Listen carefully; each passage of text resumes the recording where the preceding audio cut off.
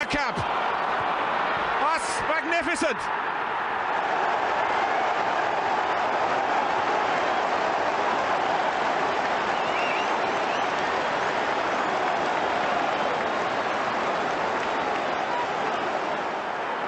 The move, and then this, which left Dabby's ass totally stranded.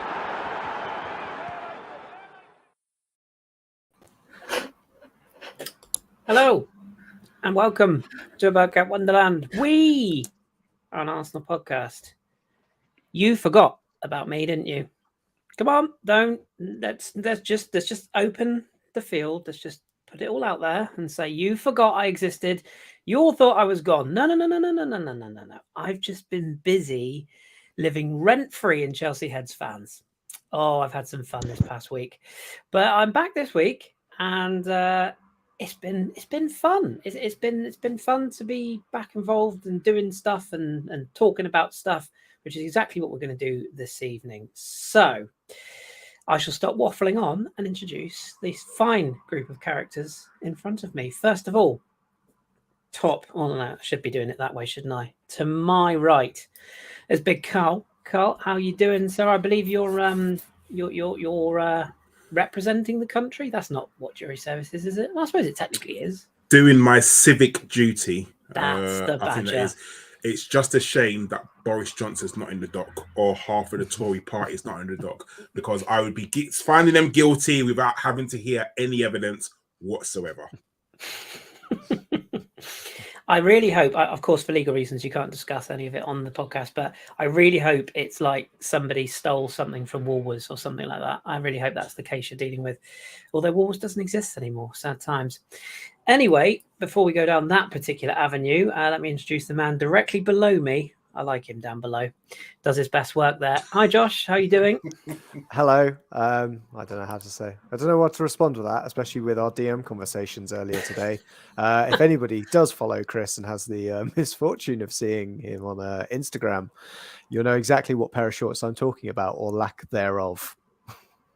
They're fine shorts, Josh. As we've coined a new phrase, haven't we? We have. It's a very Arsenal coined phrase of Little Kris and the Carpenters as well. It's a very musical pair, I've heard. But yeah, I think that's enough about your bollocks. I think we can continue talking metaphorical bollocks. Yeah, exactly. Yeah, let's move on from my bollocks and talk some other bollocks. Right, I don't know how to do this. I'm going to have to... No, there we go. Femi, bottom right, how are you doing, sir? And I'm sure all the listeners are thinking it, so we're just going to ask you the question again. Are they oversized? I mean, what are they in the background? Is that like a massive packet of Revels that went wrong, or what's going on there? It's been here all week, and I totally even forgot until we got on camera. I was like, what's going on here? No, there was just balloons for birthday celebrations the other day. I actually missed the birthday celebrations, believe it or not. I went to Arsenal for the whole day of my birthday celebrations. So did somebody arrange a party and then you just fucked off? Yeah.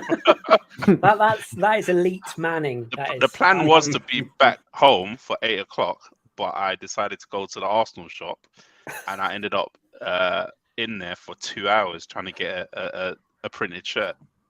But you were in there for 2 hours because you had to remortgage your house to afford the shirt, right? Yeah, exactly. There you go. That's another one. Jesus, we might touch on that later on in the show if we get time, because it is bloody scandalous. Anyway, right. So, elite panel of guests for this evening. Let's jump straight in. We are going to talk a little bit about Wolves because it's kind of what we do here. It's probably more to discuss after the game rather than the game itself. But Fem, I'll stick with you first of all, because you were the one of the three of us that was actually there and indeed actually saw the game. So was it a classic? I feel like somebody tweeted this and I kind of nodded along with it. I feel like Arsenal win 5-0 on the final day of the season like every year. It just seems to be the way. I guess the first question I have for you is, what was the team performance like? And what was the atmosphere as good as it looked post-game, pre-game, if you get what I mean? Because obviously Arteta came out, which we'll touch on in a minute. But was it a sense of we've had a lovely old time, it's been a great season, or was there still a little tinge of disappointment in the air? No. Atmosphere was absolutely brilliant. Loud as ever. I think the Brighton game was the flat game, I would say, but this game was as loud as ever. And I think funny enough, one of the things that might have helped the atmosphere was the Granit Xhaka situation, because I think him leaving kind of whipped up a bit of, especially early on in the game. There was never any moment that was quiet was a Granit Xhaka chant would come along. From the second minute onwards, he definitely got his attention in the game. Game wise, Wolves didn't offer up much of a fight, to be honest with you. It's pretty similar to the Everton game last year, isn't it? They pretty much offered nothing. I can't remember Ramsdale making a save, or he obviously Wolves have clearly got some players that are leaving this summer, and he stuck them all on the bench mainly, and he brought a few of them on at half time. But you can see that Wolves are going to be, I'll say they're going to be in trouble next season if all the signs are of their financial troubles ahead are and the manager planning to leave and things like that. But we'll see. But it was, for us, it was just a standard, like you said, last game performance. Partey at right back got skinned a couple of times, but he didn't really have much pressure on him. Ben White was brilliant at centre back, to be fair. Kivior defensively absolutely roasted a couple of times one-on-one, but held his own later on in the game, I guess. I'll tell you who had a good game, and I never ever say this. This is the second time I've said this, actually. Jorginho was absolutely brilliant. There was no pressure on the ball, no pressure on him. He only got run past once, and he just took out the player that ran past him. But his passing was just magnificent. I didn't know. I've heard about his passing, but that's the first time I had seen it properly, as in no pressure on him. He just pinging balls left, right, and centre on the money. Brilliant. I have to say, Wolves are possibly one of the worst sides I've seen this season. Have you seen Leeds at all? Or Southampton? I have seen Leeds, and I did see Southampton, but I only saw one of them lose 6-0. True. And yeah, Femi, I completely agree that Jorginho looked great because there's just no pressing in that side. They just refuse to do anything. I'm shocked they haven't got rid of Lopetegui, because there's something clearly not right in that squad. But he's done well, though, for them. Yeah. He's kept him up, but I mean, look at how they play. When you're safe, it's a bit difficult, isn't it? You don't really know, what the situation is. Once the team's safe, look at Bournemouth, for example. They've been going great guns. As soon as they were safe, they lost 4 in a row. So I don't know. Who was their previous manager? I can't even remember now. Who was it before Lopetegui came in? Wasn't it that Portuguese guy? Client. Oh, I should narrow it down, Femi. That Portuguese was a Mendes client as well. I always think of Nuno, but it wasn't him, was it? No, it was. I can see his face now. I can see his face. It's Gracia, but it's not Gracia. Not Gracia, but yeah. Somebody will come up with it in the chat. Yeah. I don't know. Because Lopetegui was linked with some quite big clubs, wasn't he? Like before he went to Wolves, and he turned it down for a while because wasn't his... He was currently getting Sevilla relegated. That was what he was doing beforehand. Yeah, but didn't he have was his mum or his father very ill or something, and he sort of said that he didn't you're right. Yeah, he did turn it down because of that. Yeah. He was doing really badly at Sevilla as well, wasn't he? And they were getting relegated. Then Bruno Lage. Yeah. Then what then happened? Yeah, Sevilla sacked him at the right time because that meant they got Sampaoli, which meant he didn't go to Brighton, and Brighton ended up with De Zerbi. And Sampaoli then consolidated Sevilla trying to get relegated, and they got the guy in that just won the Europa League with them, and they're finishing 7th. It's a fucking disgrace. Insane. Only one disgrace here, Jose. While I've got you, Josh, you mentioned about Jorginho. I think it was myself and Karl had this conversation when we signed Jorginho. I think we were both in agreement. We were like, yeah, he's a good stopgap signing. He'll be here to the end of the season. Then he'll probably quietly skip out the door to Milan or somewhere in the summer, and that'll be that. It does look increasingly likely that he will be around beyond this season now, doesn't it? Into next season. Is he exactly the sort of player that we need with this squad for Champions League upcoming? Because obviously we've got that to contend with now.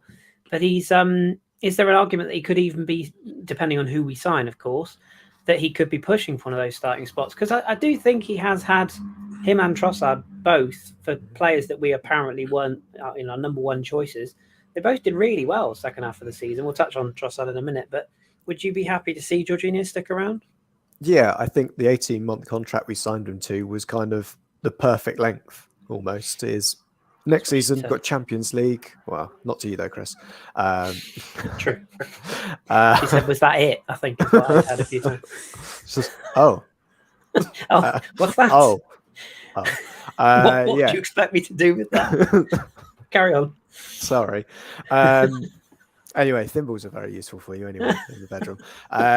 It's very useful. Just wash it out after every go.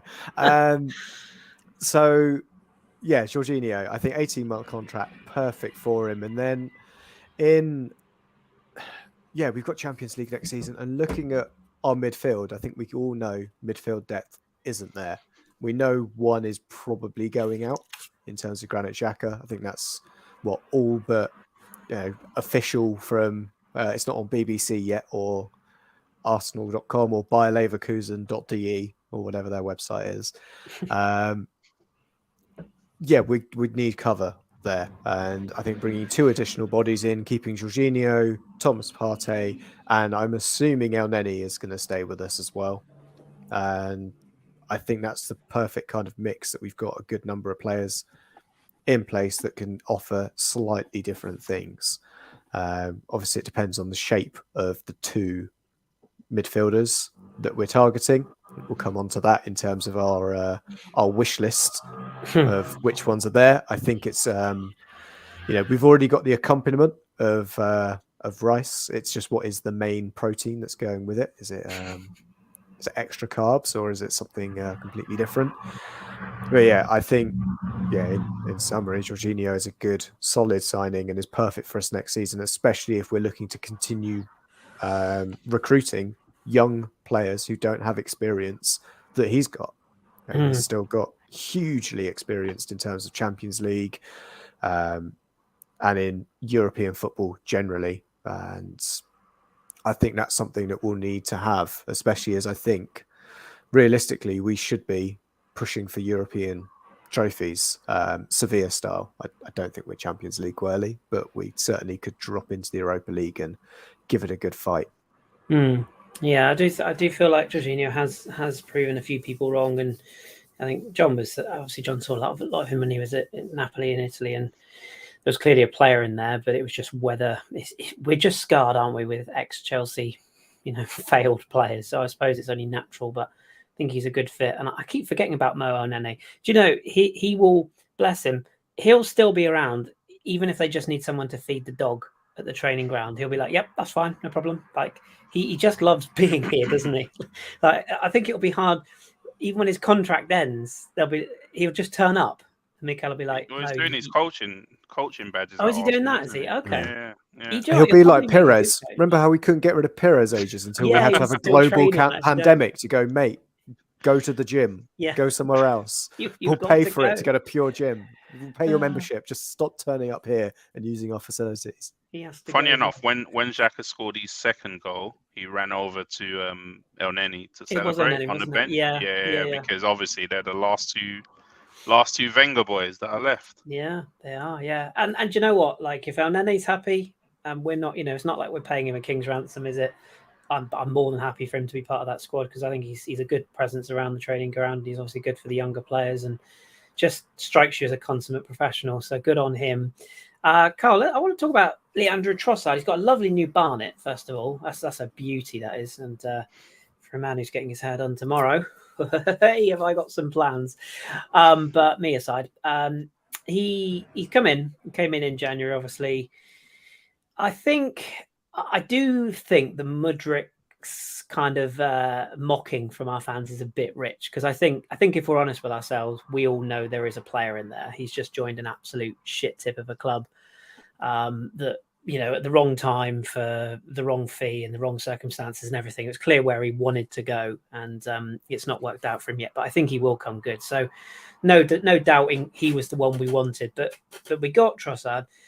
And he's just very quietly gone about his business, hasn't he? Like the assists, I really love his. I think it was James from Gunnerblog was comparing his shooting style to Thomas Rosicky, in that when he hits it, it stays hit. He's one of those. But I just really like the freedom he gives us to be able to play in so many different roles and so many different positions. He just to me, he just fits our style of play. He comes across like an Arsenal player. Do you think he'll be quite fundamental to what we're looking to do next season? I mean, yeah. I mean, I'm not going to name who it was, but someone, when he signed, called him the Belgian Arshavin. I'm not going to say who, but he's ginger.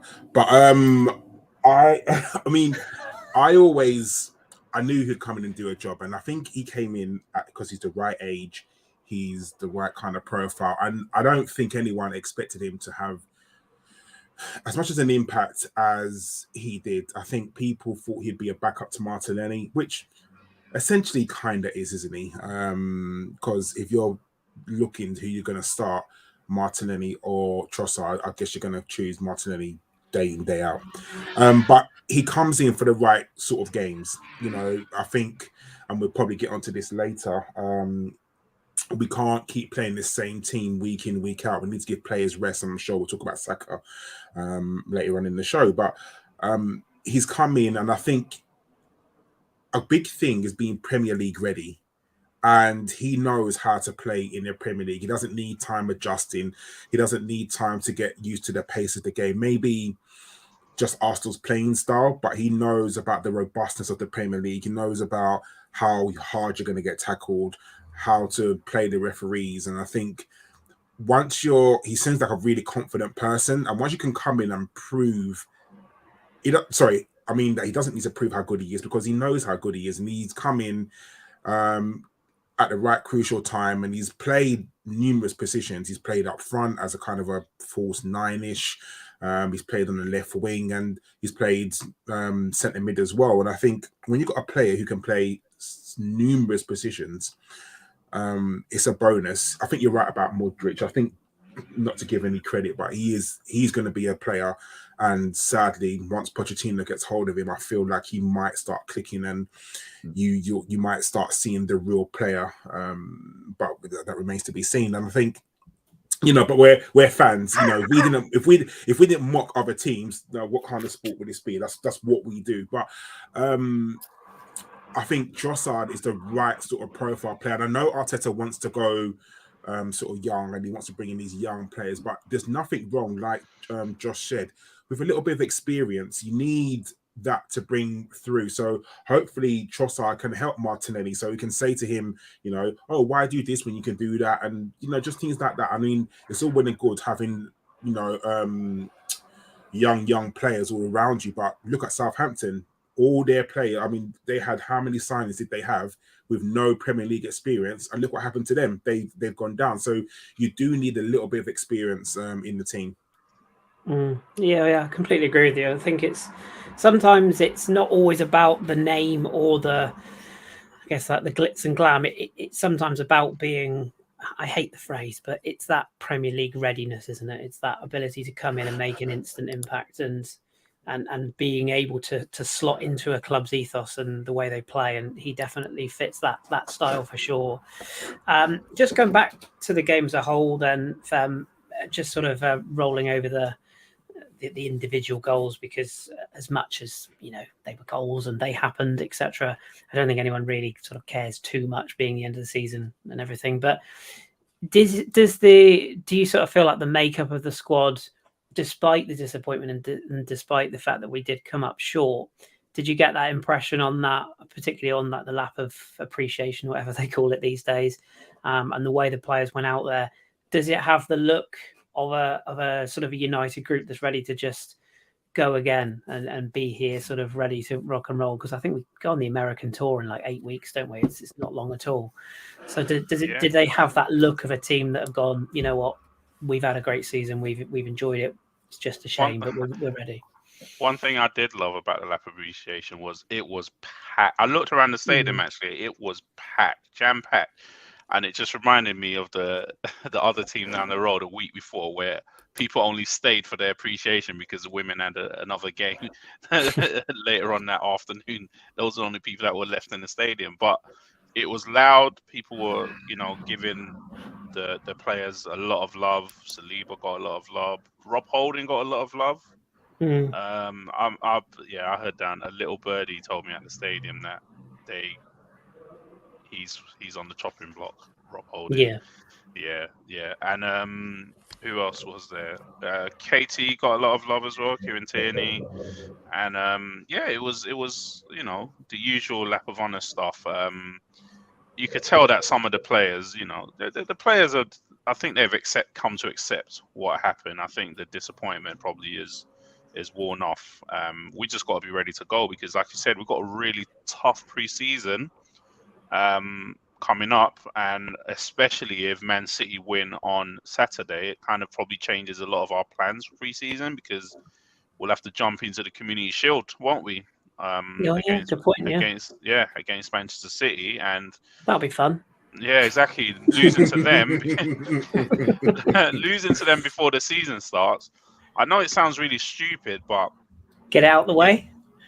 Not really that. We can't let it affect us if we do, because that game seemed to really affect us this season.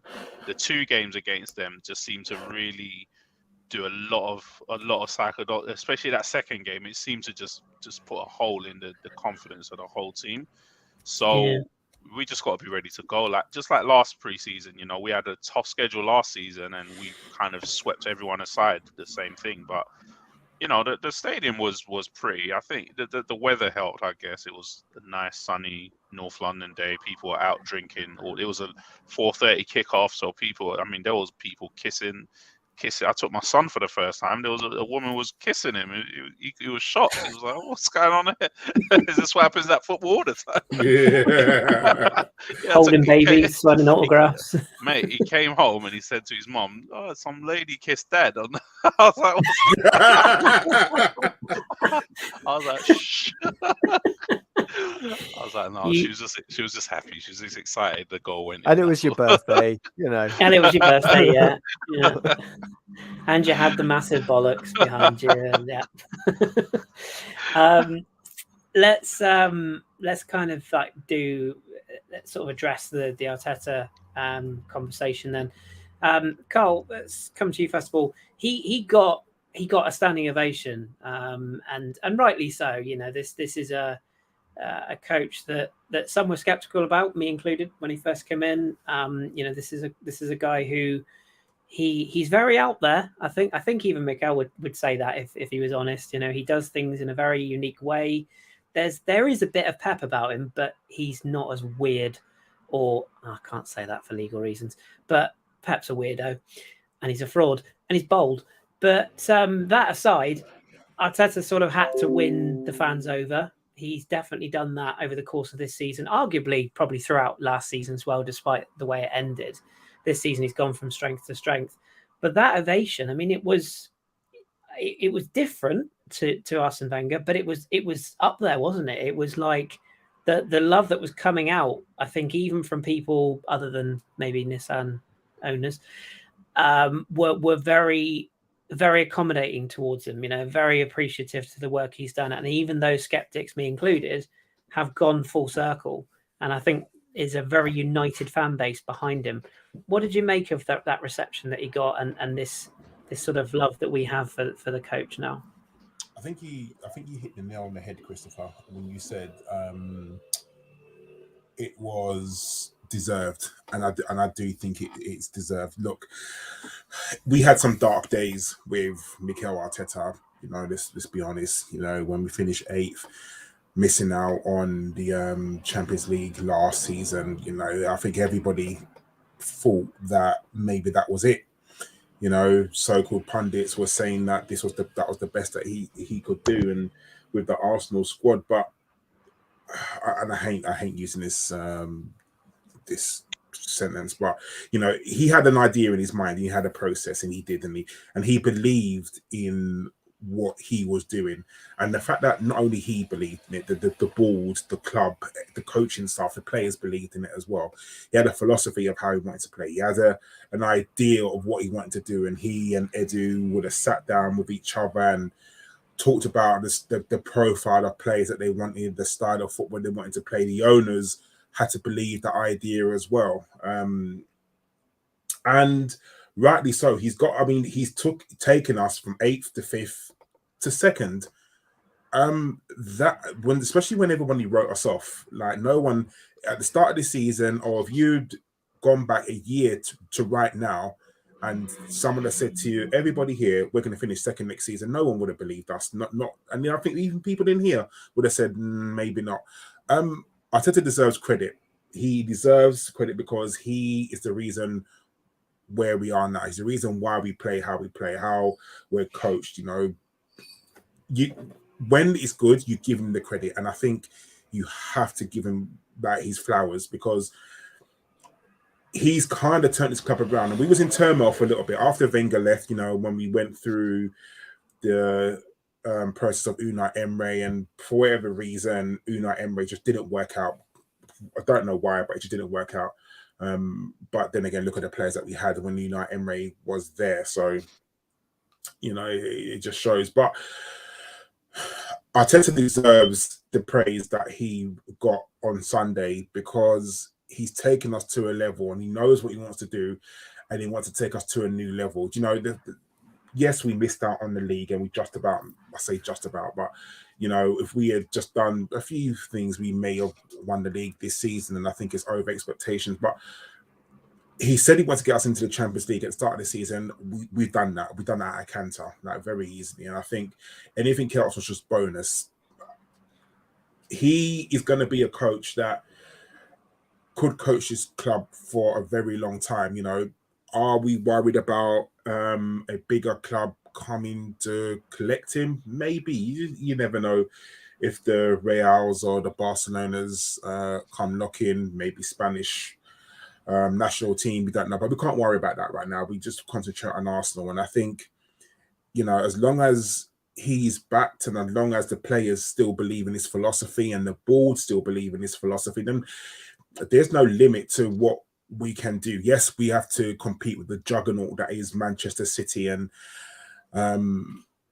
whatever the other teams do at the start of next season, but we don't have to worry about that. I mean, it is where it is. But Mikel Arteta has got us Arsenal playing in a certain style, which I think everybody here, I don't think there's a game, which we'll probably talk about in a second, but I don't think there's a game that happened in this season where we didn't play even exciting football. We kept going for it. Yes, there are some games where we capitulated and we collapsed, but we never played boring football. We always knew what the plan was. Did he get some stuff wrong? Yes. Do I still have a problem with his substitutions? Yes. Do I have a problem with him overplaying Saka? Yes. But he has an idea. He has a philosophy in his head, and that's what he wants to do. So I think he's got to be congratulated for getting us up to 2nd place, and I think everybody has to appreciate what he's done. Yeah, I think the big thing that helped was the All or Nothing documentary. We forget all the way back in August. That was the beginning of the season that came out. And I think having that insight, you know, did a world of good for brand Mikel, because the fans could finally see in an unadulterated way, well, I suppose a little bit kind of twisted. There was certainly some PR that went into it to ensure that Mikel's philosophy was at the forefront there, as well as what the Cronkies were also trying to achieve with the club. But I think generally that united a lot of fans to see actually everybody on the inside does care. And no matter how much a journalist might try and spin a story, there was no spinning in a kind of negative way. Everything was spun positively.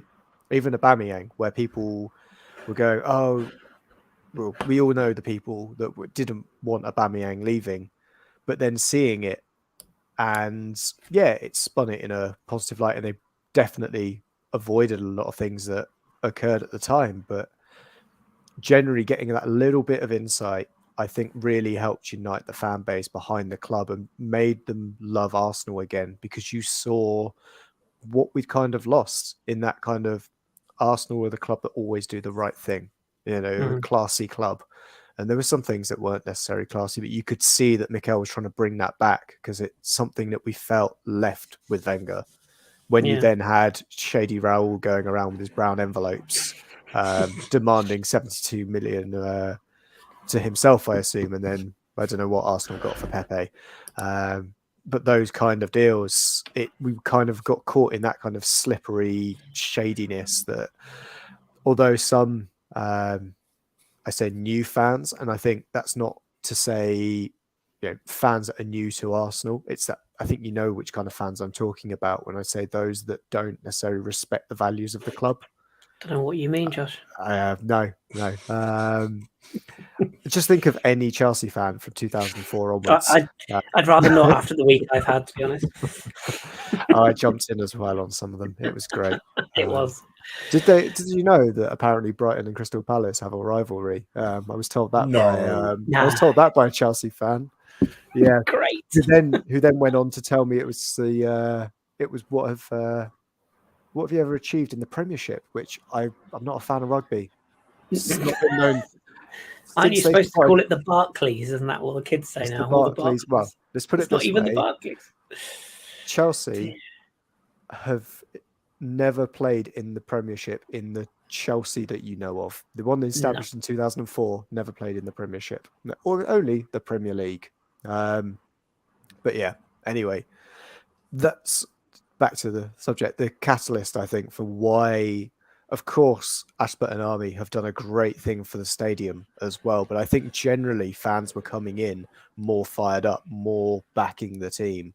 I don't know, Femi, if it feels like it was more than just Ashburton Army that really got fans off their seats now for this season. Yeah. No, it was different. There was definitely. I mean, you always hear Arteta saying connection. He said that's the main thing. Isn't that what he said in his speech? The connection. He kept saying that. Even in that pre-game video that they sent out, he was talking about that. There is just, I mean, to be honest, we're long-suffering fans. To be honest, think about it. We actually haven't won the league for 20 years. Come next year, that's a long time, and some of those seasons have been just miserable, haven't they? So, for me, I love winning stuff. I love, I'd love the Arsenal. I would love Arsenal to win a trophy or win the league. But I mean, we were still supporting, weren't we? When even in the dark days, despite our moaning and our bitching, we still come back the next season and start again, don't we? With that same hope and everything. And it felt like the team, gave it back, didn't they? They gave something back this season. They gave a lot of effort and passion and things like that. The video that they play at the beginning of at the stadium has Arteta voiceovers, and I think it was from his first interview. I think he said something about it's like passion. You have to give aggression and commitment, and once you give those things, what more can the fans do? What can they say?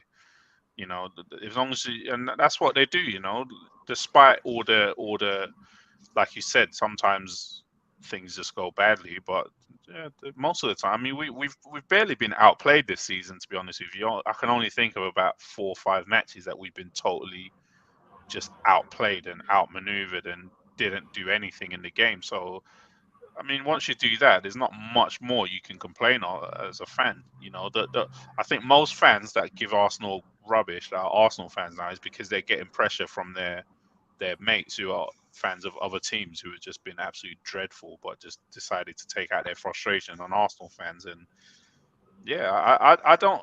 It's just weird. Like some of the online discourse and that I hear is totally different from anything you see in the stadium. It is weird, but like I mean, like I always say, like you can be disappointed by it. You can still criticize. You can be disappointed, but it's like now there's a reset after every game rather than when it was Wenger, where those it's like the reset takes another season. Basically, the wounds were just too deep at a certain point with Arsenal fans, with Arsene Wenger and that kind of era. But now it's like, okay, next game we go again, kind of thing, isn't it? Yeah. This is why I'm keen to. This is why I was quite keen to sort of mention this in this pod, because I got a bit of flack when I tweeted after the can't remember what bloody game it was now. I think it was the game when the sort of title had slipped away. Was it the Brighton game? It'd be Brighton was when we threw it away because he went full Man United away. Remember the Old Trafford game where he just decided, I can't control this midfield, so I'm just going to substitute all my midfielders off and replace them with diminutive midfielders. He did that at Man United. That's why we lost 3-1. And he did the same in the Brighton game as well, because the press was too strong and he couldn't work out if his midfield was making no impact in the game. I'll just remove my midfield, which I think is one of the things Karl said, that he's still got those little problems in there. But I mean, even his tutor is prone to the odd brain fart, shall we say? Oh yeah. I do have to say with Arteta as well. I mean, you can accuse him of many things. I think like Karl and Fem touched on there as well. That, he's not immune to criticism. He does do things wrong. There are certain things I'd like to see him learn from, but he is still comparatively a young manager. What is he, like early 40s? That there's far older managers than him that are absolutely clueless at bigger clubs, I might add, or bigger. I say bigger, as big as us.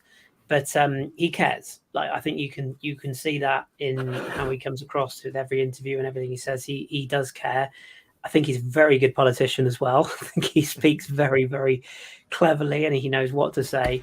And before I touch on the point I was going to make there, I think it's important, in the interest of balance, that you give the Cronkies a bit of credit in this situation as well. I saw Josh was there at the last game of the season. In a world we live in now where Chelsea are owned by a bloke who plays Monopoly for a living, and you see what's happening at Man United, other big clubs in the world. I don't know. I think I speak for us all when I say I wouldn't want us to be a Man City or a Newcastle, regardless of how many false trophies it got us. We are not whiter than white. Our sleeve sponsor tells you that, but we are a club that has had a decent financial backing, but to nowhere near the levels of some clubs. And to be fair to the Cronkies, when Arteta has asked for the players, we've gone after those players. And when there wasn't that player available, we've gone and got the next best thing. And Edu and the Cronkies do deserve a fair bit of credit. I'm quite looking forward to the Edu barbecue reappearing this summer, because that's always a vibe. But the point I was going to make just briefly is about criticism. And we live in a world where you can put anything on social media, your testicles, if you wish. That's your bag. You do what you need to do. But we live in a world where you can have an opinion and you can be right and you can be wrong. And I think Twitter has come a long way, both positively and negatively. But when I put whenever this tweet was, and I just sort of said, I do think we have to be a bit careful about over celebrating this glorious season. It has been a really good season. It has. Have we won anything? No. Did we ultimately fall short for the second season, in succession with regards to our aim or our objective, which, let's not make any bones about it, coming through the new year, our objective was to win that title. We threw that Europa game away, didn't we? Let's be fair. So, I do feel like it was there for us. And whether you want to say bottled or not, I mean, I don't really care.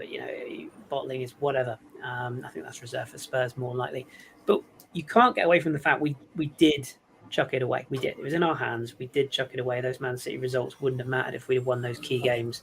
And I said it at the time, West Ham and Liverpool are the two that really stand out for me. I think if you win those, you beat Southampton.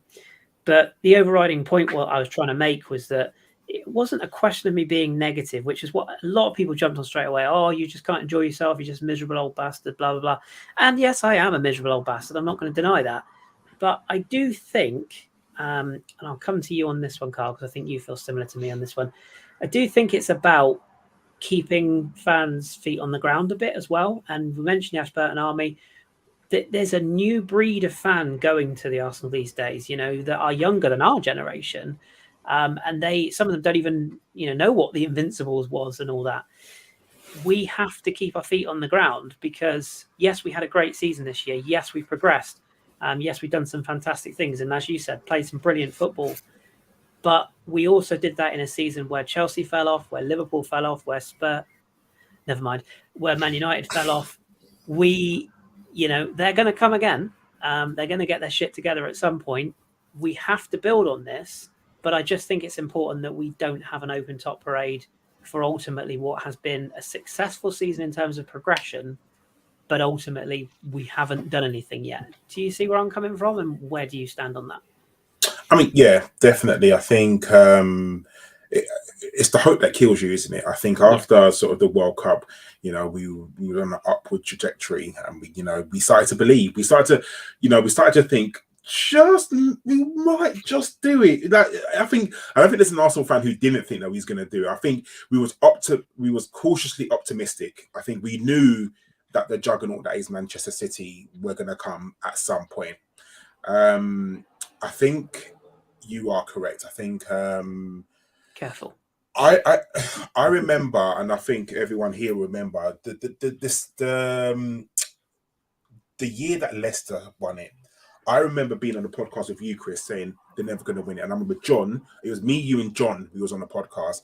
And I remember you and John doing what you're doing. You're arguing back and forth. And you were saying they're never going to win. And I was saying, and John was saying, you never know, they just might. He was like, there's no chance in hell. And I think this might have been around January, February time. It was quite early on. And he was saying, they're going to fall off. It's going to happen. And I remember you come to me and I said, do you know what, Kris? I think they're going to win it. He was like, no. And I remember saying to you in that, I think there's so many other teams that were just so bad that season, because everyone was bad that season. Okay, anyone says everyone was bad that season. And I remember just talking to you and saying that Leicester were just hitting it long onto Vardy and scoring. And I remember saying to you that I don't understand why teams are not defending, so high against Jamie Vardy. And we were saying that the next season teams are going to come back. And what happened? Lo and behold, they did come back. I think this season, the money that's around the Premier League is going to be ridiculous again. I think, the Premier League spent more money last summer than I think the 5 top leagues combined or something stupid like that. Yeah, and I think it's going to happen. I think it's going to happen again. We have to be ready for what's coming.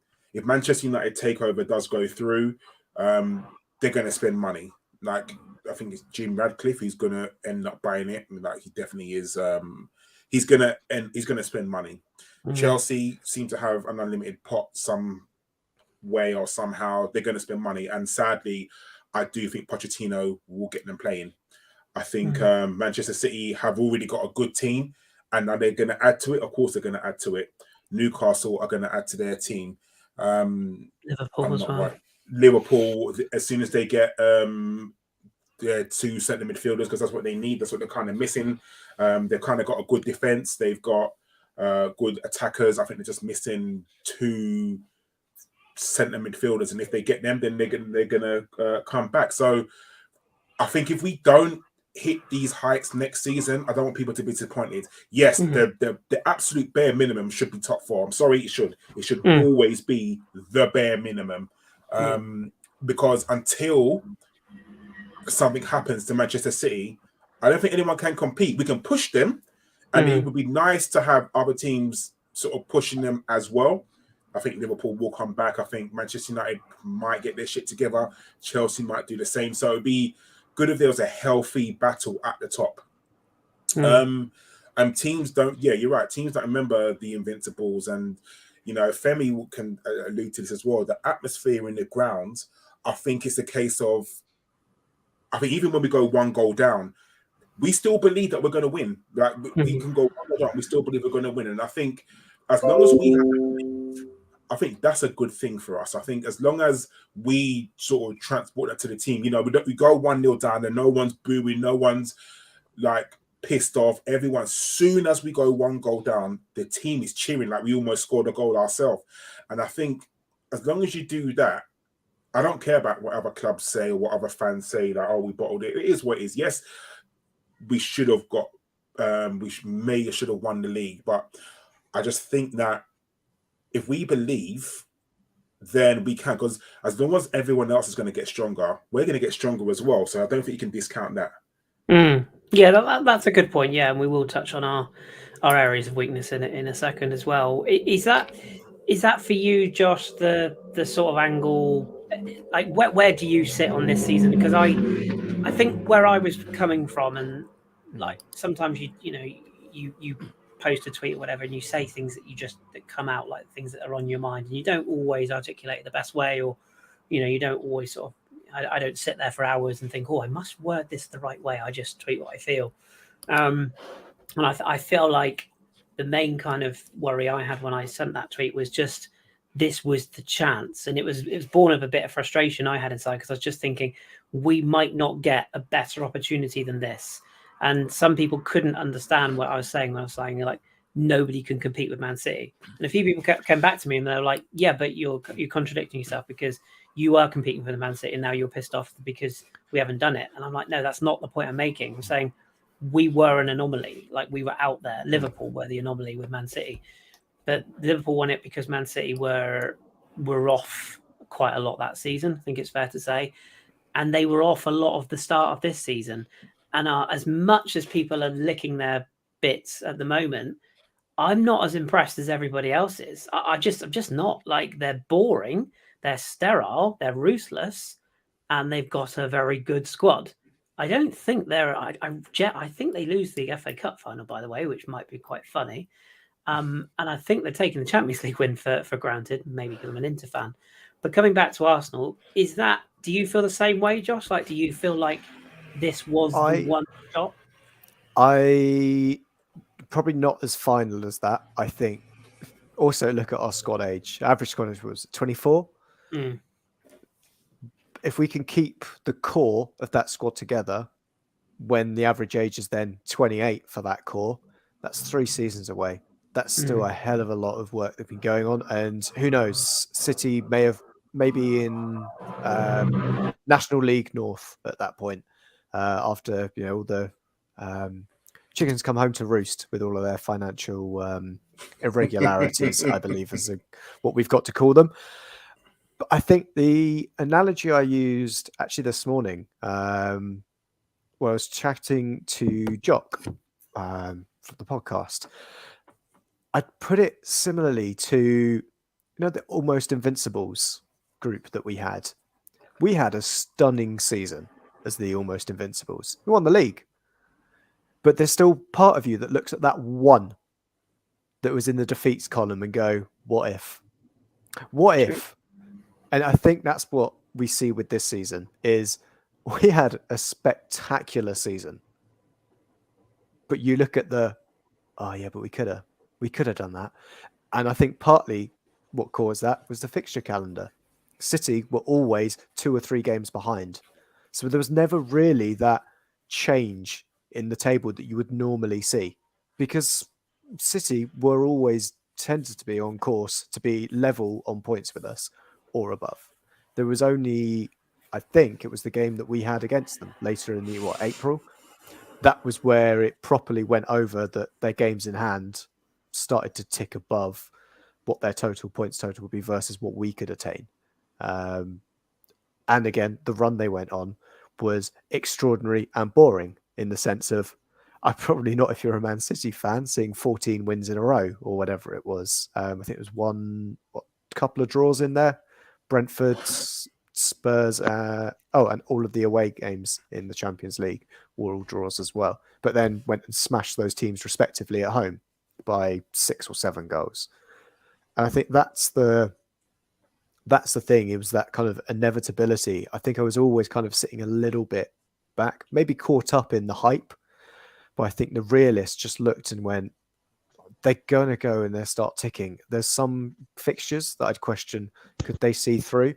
And the only reason it came down to 5 points, which I thought would be the gap in the end, was because City had already won it 2 games prior. There was no, oh, well, Brighton held them. I mean, I was at the game. The City were kind of in not first gear, and they weren't in top gear. They were like in third gear. They were somewhere in between. If they needed to win that game, they could have won that game. If they really wanted to, they could have really pushed.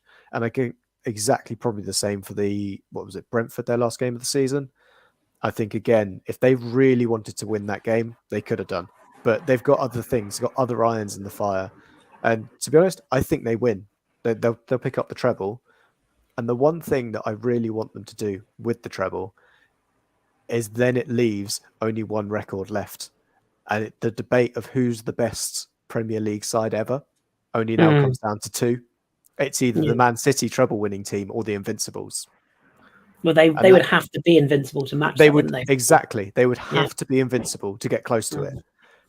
Man United 99 team completely dropped out now. That's not in the conversation because City have matched it. And you would say that is a better side because of the points total they got in the league this season.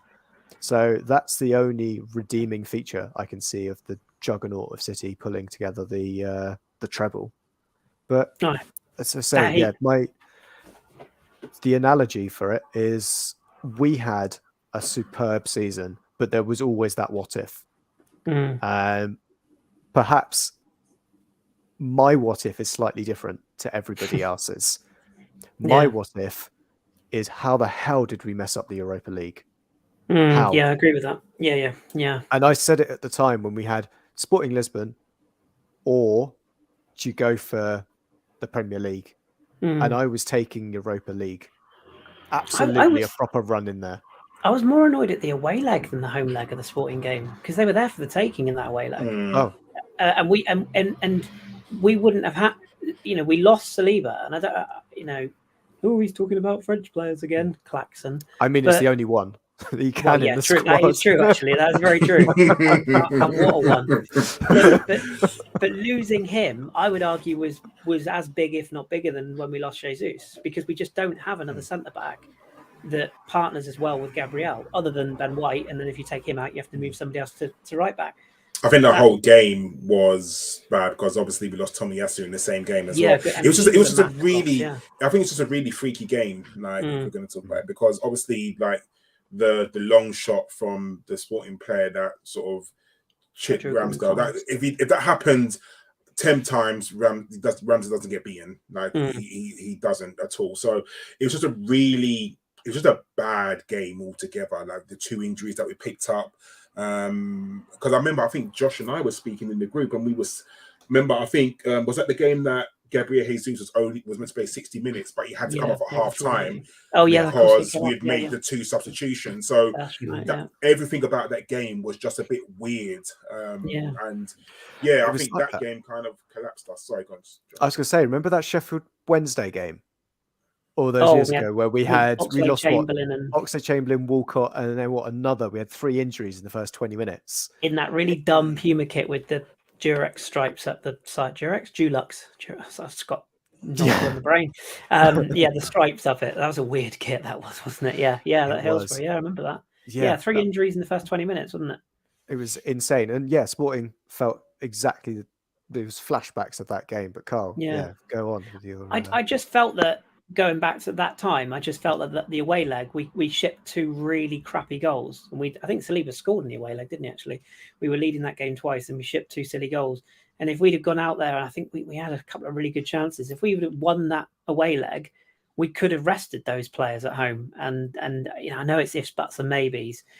And that is where I want to bring it back full circle to you, Fem, about, the missed opportunity. I still can't quite get my head around, it's always a tough place to go, blah, blah, blah, blah, blah. Bullshit. Man City don't have any problems.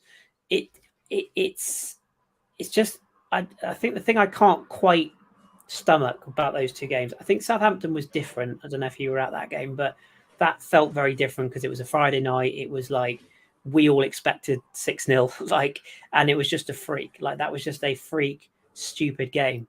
But the West Ham game and the Liverpool game are the 2 for me. And not just, Saka's penalty misses, is that for me was pressure. That's all that was. Any other time of the day he scores that.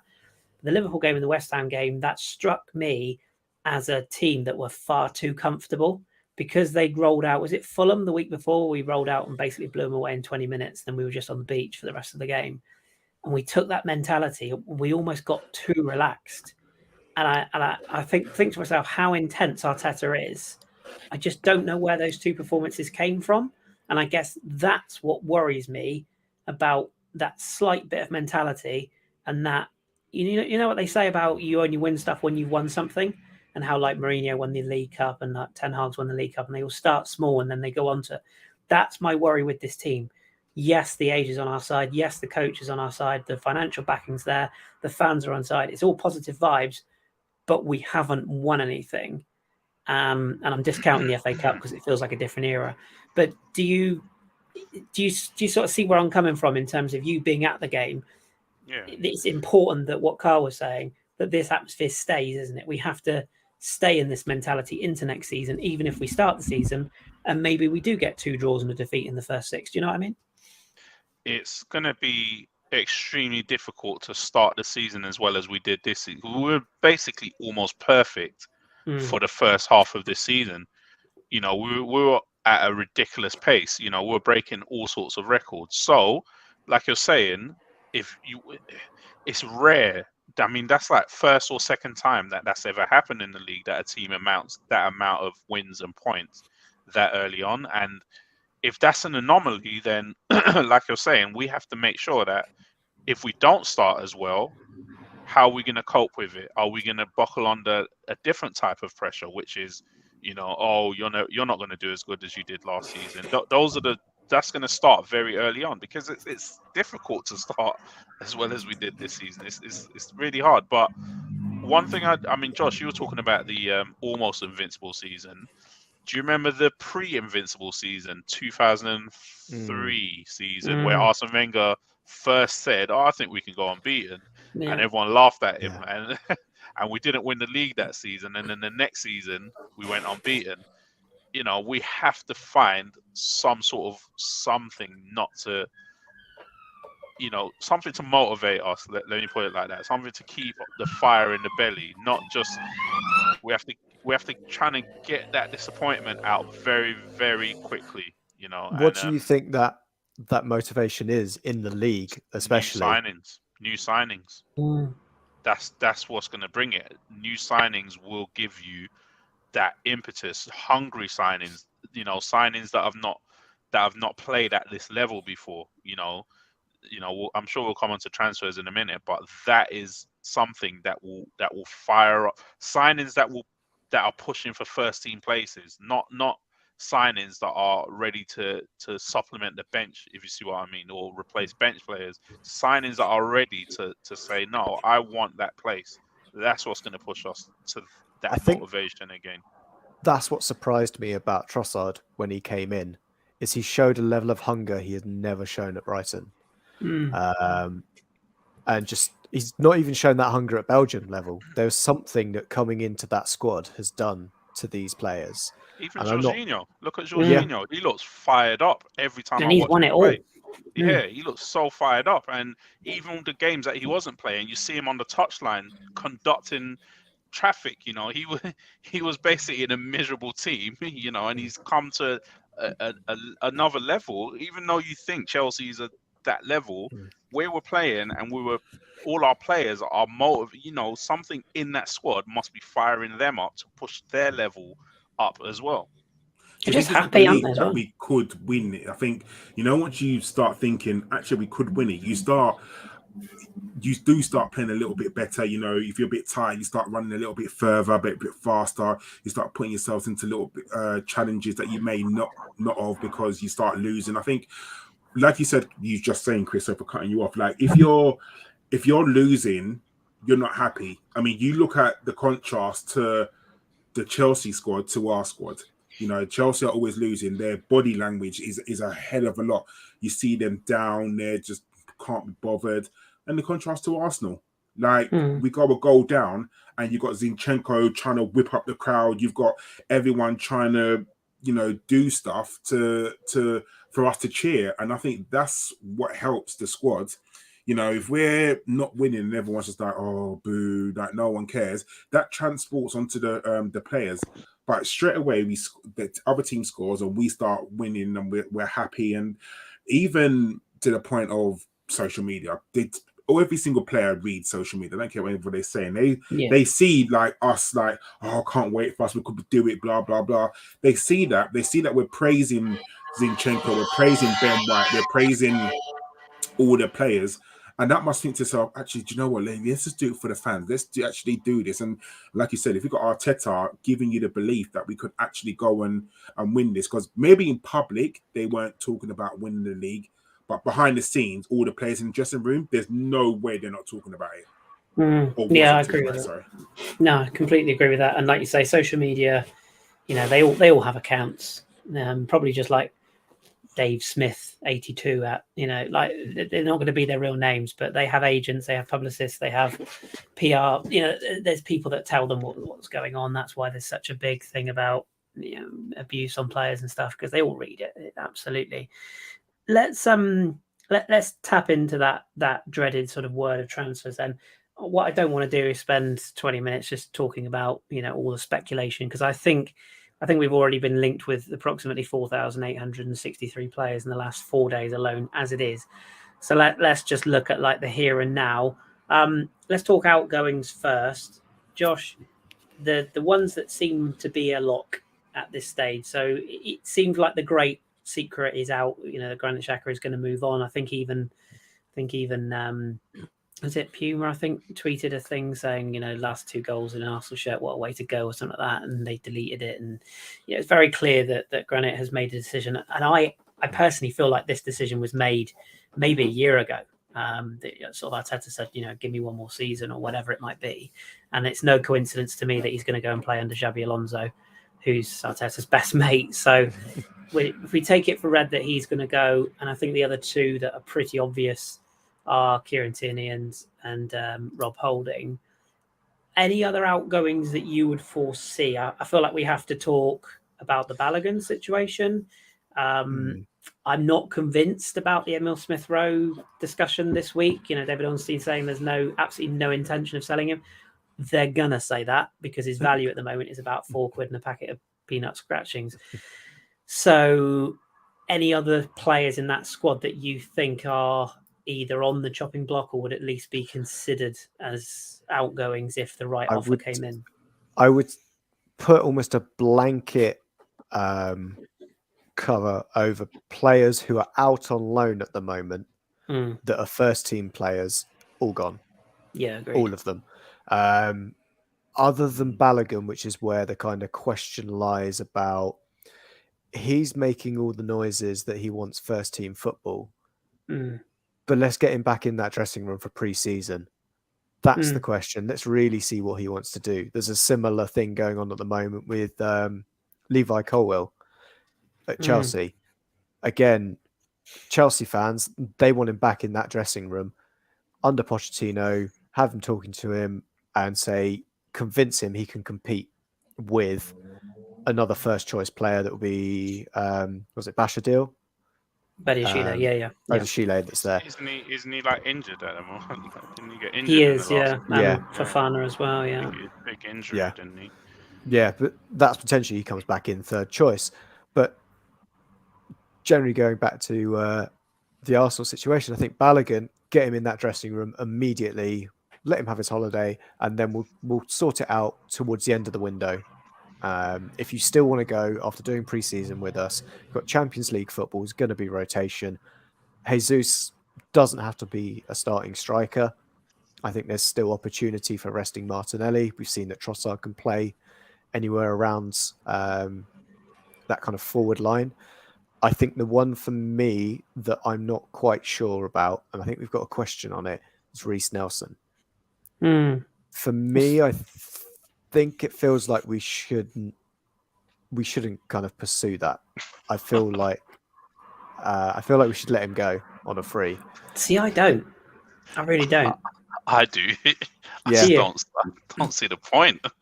I just think I just feel like this season, although he's had limited opportunities, his injuries have come at bad times again. But I feel like there's a player in there And But I you just- know I where just- we've also got players gonna that start. could be of. That's the thing, Femi. If yeah, we're but we thinking- don't have wingers, do we? We don't in the have academy. wingers. We do. Yeah, but they're not ready to. They're not ready to step. But then in. I talking mean, about taking Nelson minutes, that's Carabao Cup first rounds, FA Cup third round kind of games. We're really but talking Nelson about. plays Champions League dead rubbers as well and FA Cup games. I mean, that's where he made his debut, didn't he? Along with Well, yeah, Ainsley Maitland-Niles and was it Irish legend Stephen O'Connor as well? I think also played again in that Galatasaray game. So I think there's going to be opportunities, but I think for me, it's about bringing through the youth, especially as it seems He's to be. 23. Yeah, he's was not enough for- 35. That was enough for Patrick Bamford to be gone from Chelsea. Oh, don't talk to me about Patrick Bumford. He can rot in the There we Championship, go. the little rat. But what I mean with Nelson though is if you were talking about the fat Adama Traore at Leeds earlier on, Nonto, like you'd have to pay 50 million to get him out of there. You've got. Oh, no I don't way. think he's any better than Reece Nelson is right They now. were just. Leeds were just trying to, or their owner was leveraging their stadium for 26 million. That's yeah, fine. he's another Yeah. piece of work. It's, But I'm not saying that Reece Nelson should be taking Gabby Martinelli or Saka's place. I'm not saying that, but I'm saying, you know, he if he can compete for that place, it's almost like another elephant in the room. It's the Eddie Nketiah situation. If you know, if he wants to stay and he is happy to stay at 23 years of age, his best years are ahead of him. And I just think if he contributes 5 goals and 3 assists, you know, in an 8 or 9 month spell, then that's decent if you can keep him on fairly good wages. He proved at Feyenoord, albeit in a slightly inferior league. You know, look at what Xavi Simons has done in Holland, by the way. You know, and people are talking about him as a £100 million player now. I know he is a different level. I agree with that. But players can thrive, and Balogun has done the same in Ligue 1. However many people want to say it's a Farmers League, who won the Premier League again this year? Who won the Bundesliga again this year? Anyway, moving on. But then the scored problem you goals. got is, are you then prepared for the fact that Arteta doesn't trust a lot of these players enough to start them over certain players? Because that's the issue. Yeah. one of the things that we have is we're saying Saka looks tired sometimes. He goes through these spells where he looks tired, but he plays every single game. He's played like almost 80 Premier League games in a row, which is like crazy, to be honest with you. But does Arteta trust Reece Nelson enough to start him and rest Saka for a full game? Say, you're definitely you're not. going off. That's the thing, is if Reece Nelson was a left-footed right winger, absolutely sign him straight up. We've got the gap there. I'd rather be putting the wages into getting someone in who can adequately cover Saka, because that's the elephant in the room, isn't it? We need cover on the wing. Well, actually, we don't need cover on the left flank, because we've got Trossard, we've got Martinelli, we've got Gabby Jesus can play there, especially if we can convince Balogun to stick around. But we've got that side sewn up. I think with Balogun, there. Yeah, I just don't think it's one of those, the contract we want him to sign. And I think if he does sign it, he has, for the second time in his Arsenal career, been poorly advised if he signs a contract with us. Because we had that opportunity. We remember when we set up all those loan deals for him and he said, no, I'll fight for my place. And we had 7 wingers in front of him. It could be exactly the same, that the players that you've spoken about that are doing great things is getting game time. He's not going to get even close to a quarter of the game time that Xavi Simons is getting, or that Balogun got it wrong. It's just not. It's not going to be close to that. But would you have said the same? I want to touch on Balogun in a second, but just to sort of round up on Nelson, could there be an argument of the Martinelli effect here? Because let's be honest, until the back end of last season, when he got that goal at Chelsea and he was on that hot streak, when we went into the first game of this season at Palace, would any of you three, I'll include myself in this, have said that Martinelli was a guaranteed starter? Because I wouldn't have. I thought he was, I thought he was hugely potential. We were all talking about him as a backup striker to Jesus and move him inside, make him central. And he's been arguably one of our top 4 or 5 players this whole season, and has become a Brazil international and is going great guns. But he was where Reece Nelson was at the back end, before the back end of last season. He was a squad player, and he took his chance. So is there an argument that Nelson could do the same in a good pre-season? And I mean, you've seen what's happened to Smith Rowe. I feel like we'd have seen Reece Nelson get that chance already. But Karl, I don't know what you're going to say. I was saying, I don't feel like if you're thinking is Reece Nelson going to take anyone's starting position in the Arsenal squad, it's going to be no. Like, he's not going to take Saka, he's not going to take Martinelli. The only thing I would say is this season, next season, because the season hasn't really started, we're going to be playing a lot more games, and I don't think Arteta is going. I hope Arteta's not going to start throwing games. And by that, I mean we have to challenge on all fronts. Now, if you've got, I don't know, a Champions League away game on a Wednesday, and then come back to play, because our scheduling probably be lunchtime kickoff on a Saturday, you have to understand that as much as I'd like to think that Arteta has learned from this season, Saka cannot play every single game. Now, you know, would that I think Femi just said, would he trust to put Reece Nelson in on the start again away against, I don't know, an Everton or somewhere like that? Luton.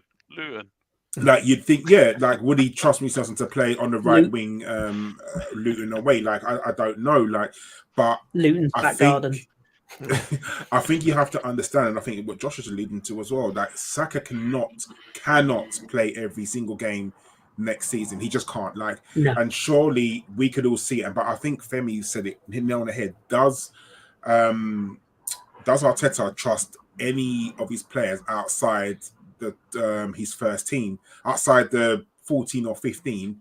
Does he trust anyone to come in? I think he's starting to change a little bit. You think to yourself of Kieran coming in over Tierney, like he's obviously starting to trust him. I think he's got his go-to players, and that's the players that he just plays no matter what. I think you look at it on a broader scale, we're going to be playing a lot more games, and I think we'll be sticking it in. I think, like Josh said, away in the League Cup games, is Nelson content with doing that? Third round in the FA Cup in January, is he content doing that? The dead rubber games in the Champions League, is he okay starting those games? Think that. I want to jump in quickly on Champions League. There will be possibly only one dead rubber Champions League game, because we're in pot 3. We're not pot 1 or pot 2. We're going to get a difficult Champions League draw, because not necessarily. We always do. If we draw Bayern Munich, which is inevitable because you know that's going to happen, and we've lost the first 3, then I'd argue we've got 3 dead rubbers because we're already going to be out of it. Yeah, possibly. It could be that. We'll be fighting for third. But yeah. That's what I mean. In terms of every game in that Champions League is going to be a high quality game. It's not like, remember when we used to go into the Champions League and inevitably we'd draw Olympiacos and we could play our backup team against them. It's, you know, we might still draw Olympiacos, but we'll have probably Inter Milan and Bayern Munich, as you say, Kris, in our group. Yeah, I'm sure someone will pick me up and say we can't draw Inter and Bayern, but of course there'll always be somebody. I think you'll find if you turn to page 5, I think you'll find that Inter are actually already in it. But well, exactly. I know what you mean. What about the Balogun situation then? Because somebody picked it up in the chat. I don't know who it was now. I'll try and find out because I want to give them credit because they were thinking exactly what I was. Of course, it was Avon. Of course, it was Avon. It's always Avon.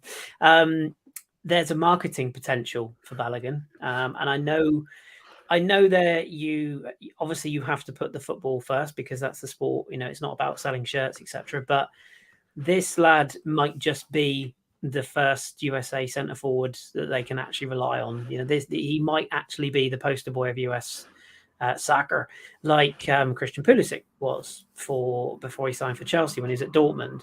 Now that opens up quite a lot of opportunities for us, not just commercially, but also in terms of recruitment. We already brought in the lad who's on loan at Birmingham from Austin Trusty. I think he's on loan still. We've got Matt Turner. You know, that is an untapped market, and if you've got a player who is essentially the lead striker for US men's national team, is there an argument? I'll ask you on this one, Fem. Is there an argument that maybe it's Eddie who should be looking over his shoulder? Because I don't want to bury players and I don't want to have a go at players. Eddie did a fantastic job when he came in, but then his form went absolutely off a cliff. Like as soon as Jesus was back, he may as well have not been there. And I don't know if I blame Eddie for that, because I'm thinking, well, you know, I've come in, I've done well, I've got goals, and then Jesus is back and I'm gone again. Like, how would you feel? But I think the stat is he's never scored as a substitute for Arsenal. I think I'm right in saying. And he's not going to start games or something like that. Yeah. So I mean, is there insane. an argument that you say to Balogun at the end of the season, look, we want to keep you because there is potential there? And I still see people on Twitter now saying we can command 60 million for Balogun. No, we can't. No, we can't. We'll get 25 to 30 max. That's it. I would rather keep him and take the English premium on Nketiah, where there would be a market for Nketiah, wouldn't there? You know, you look at like a West Ham, a Burnley. Do you know what? Everton. What stops it, Chris? I think he's 100 grand wages. And He's not moving. Who gave him that contract? He's not moving for less than 100 grand. He's not, and I don't know any other the teams you just mentioned who's going to pay Eddie Nketiah 100 grand. I just don't. Chelsea see probably it. Would. Yeah, they're the stupidest team, but sadly, but I just don't. Palace. Do you think they pay him 100 grand? How much? Like if they're looking to Andre Ayew up front. so they're trying to give Zaha Zaha 200. They're trying to give Zaha Yeah. 200, aren't they? And the only way I can see that is if, I mean, I don't think it really happens anymore, but if we do a bit of a swap with, we'll talk about signings in a minute, but Mark Gahey, like if we subsidize Edgy's wages, send him on there, we get Mark over from Palace, maybe. I don't know, like Eze maybe as well. He's dude. tasty. He's good, but he's not coming. Like No. Palace would be stupid to get rid of him. But that's the only thing. But I just think Eddie's wages are really will prevent him from going. And I think the time for loaning is finished. Like you can't loan Eddie Nketiah out anymore. Like he's at a level, he's at an age where you've got to sell him. But I would like a different kind of striker. I would like a tall striker because I think that we need a different way of playing. And I think there's a lot of, again, talking about rumours, that a striker is not necessarily on Arteta's shopping list. And that could be potentially because of Balogun coming back into the squad. I mean, it remains to be seen, doesn't it? It has to be, doesn't it? Because we cannot go through next season without an alternative to Jesus, can we? We just can't.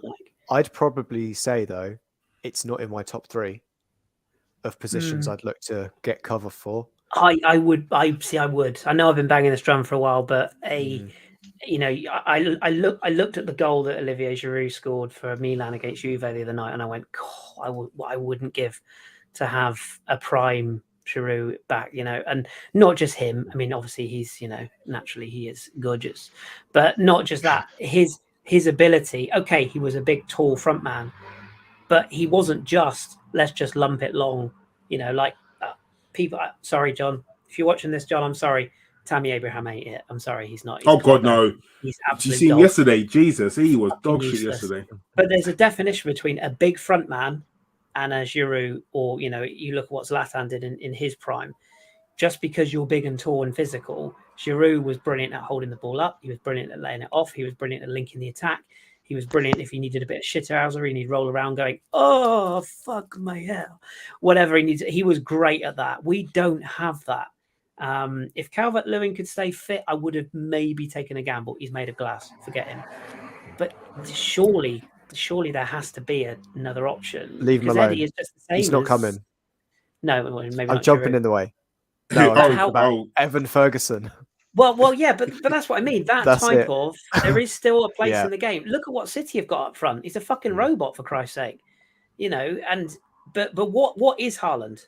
Like when you actually look at him, other than a very weird looking pig-faced bloke who blatantly knows Norwegian meat shield, I believe is the technical term.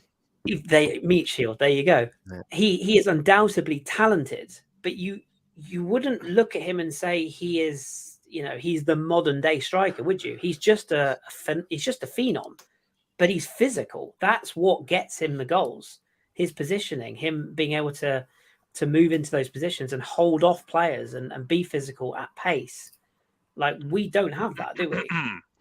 Yeah, one thing about Balogun that I'll say is I know someone that knows his agent, and he always used to talk about him even before he signed his last contract at Arsenal. He used to tell me, "Oh yeah, nah, they've got a proper plan for the kid, like a career plan for him," and we're seeing that's coming true, which is they just have this plan, which is they go according to their own time frame where they're going to go, and nothing seems to change with that. And I think he's kind of made up his mind, or they've made up their mind, that his time at Arsenal is finished.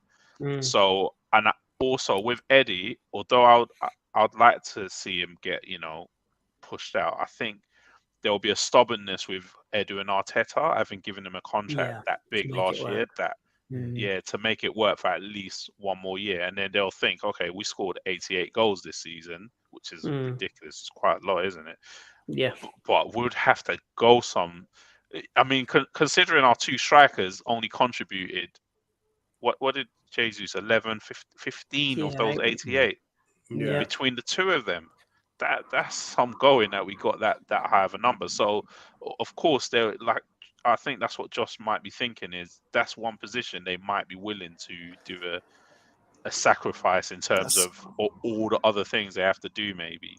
That's what I'm thinking, is looking at Granit Xhaka is moving out of there. If you can replace Granit Xhaka with a player of a similar stature, but with more of an eye for goal, then which is not Declan Rice, funny enough. No, in terms of why I've got a lot. Which is why I've got a question on the Declan Rice. Where does he play in this? Could it be Thomas Partey, pushing him further up? I think looking so. for that kind of. That's what he was doing at Mallorca, wasn't he? Yeah, and Atletico Madrid as well. Yeah. He was I know his shooting isn't necessarily the best, but maybe Femi, if we bring him closer to goal, he'll be better. He'll get more.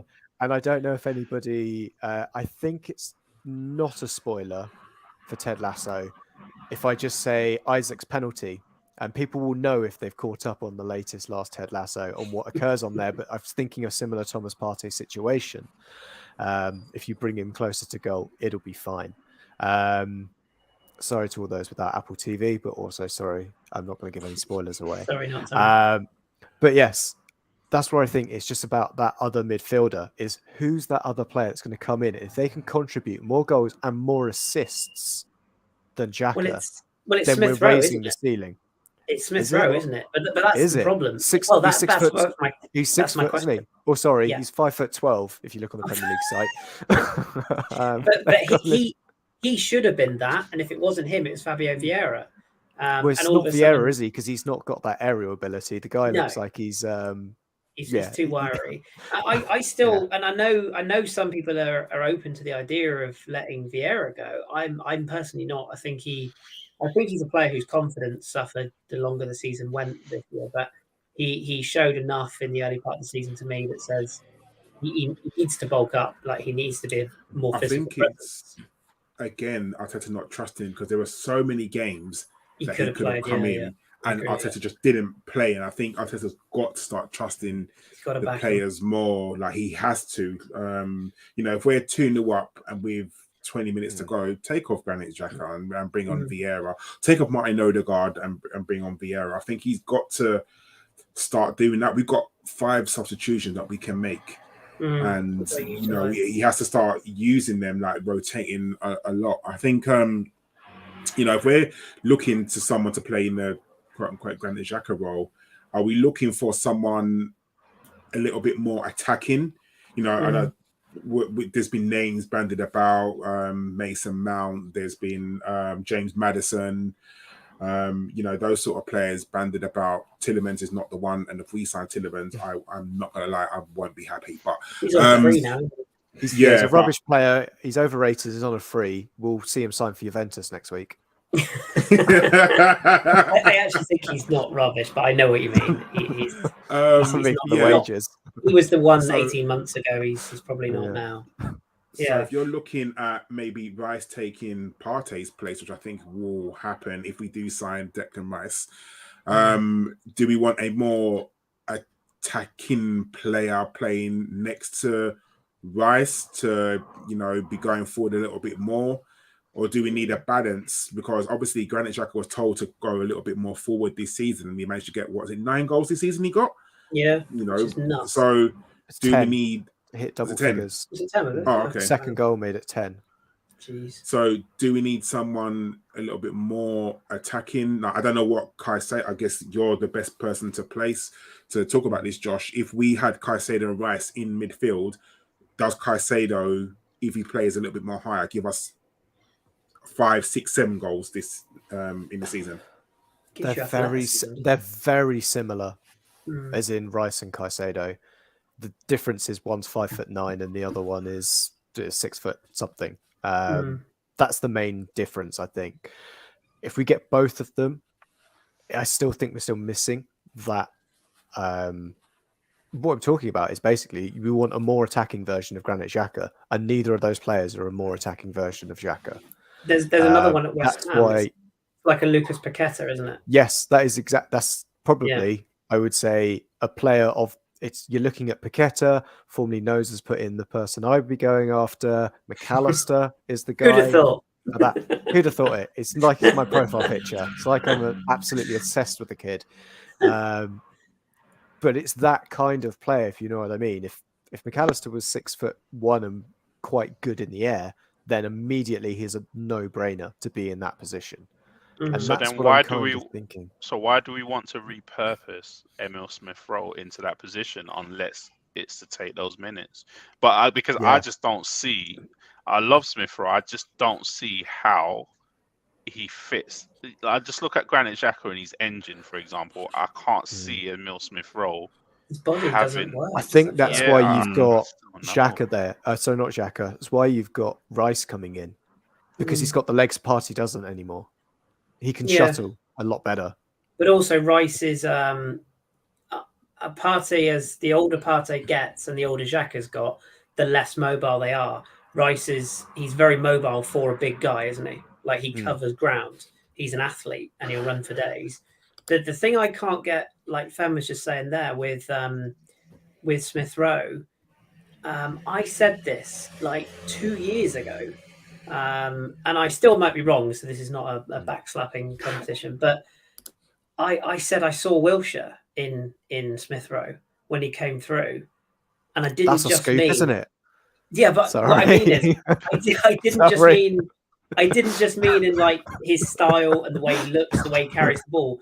I also meant the injuries and the lack of progression. When Jack first came in, he was everything. He was the new Fabregas, wasn't he? He was everything we ever wanted.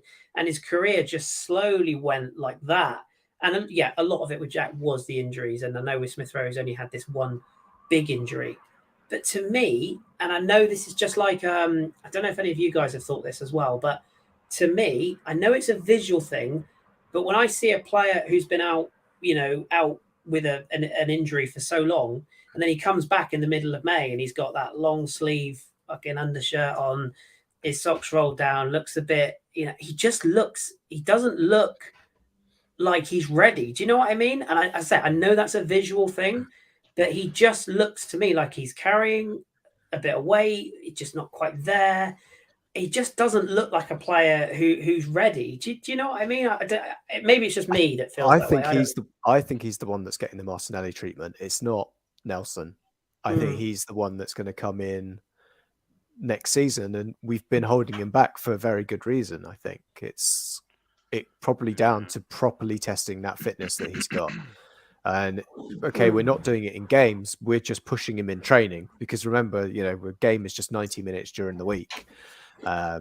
There's so much other fitness work that we're probably putting him through to make sure that he is truly over the injuries that he's got. So you reckon they wrote him off this season? I reckon they just said, we'll bring you in if we're absolutely desperate, which is what it was. I think every time we've seen Smith-Rowe is... Was he like? No, until the Wolves game. I think that's the longest minutes he's had this season since coming back from injury.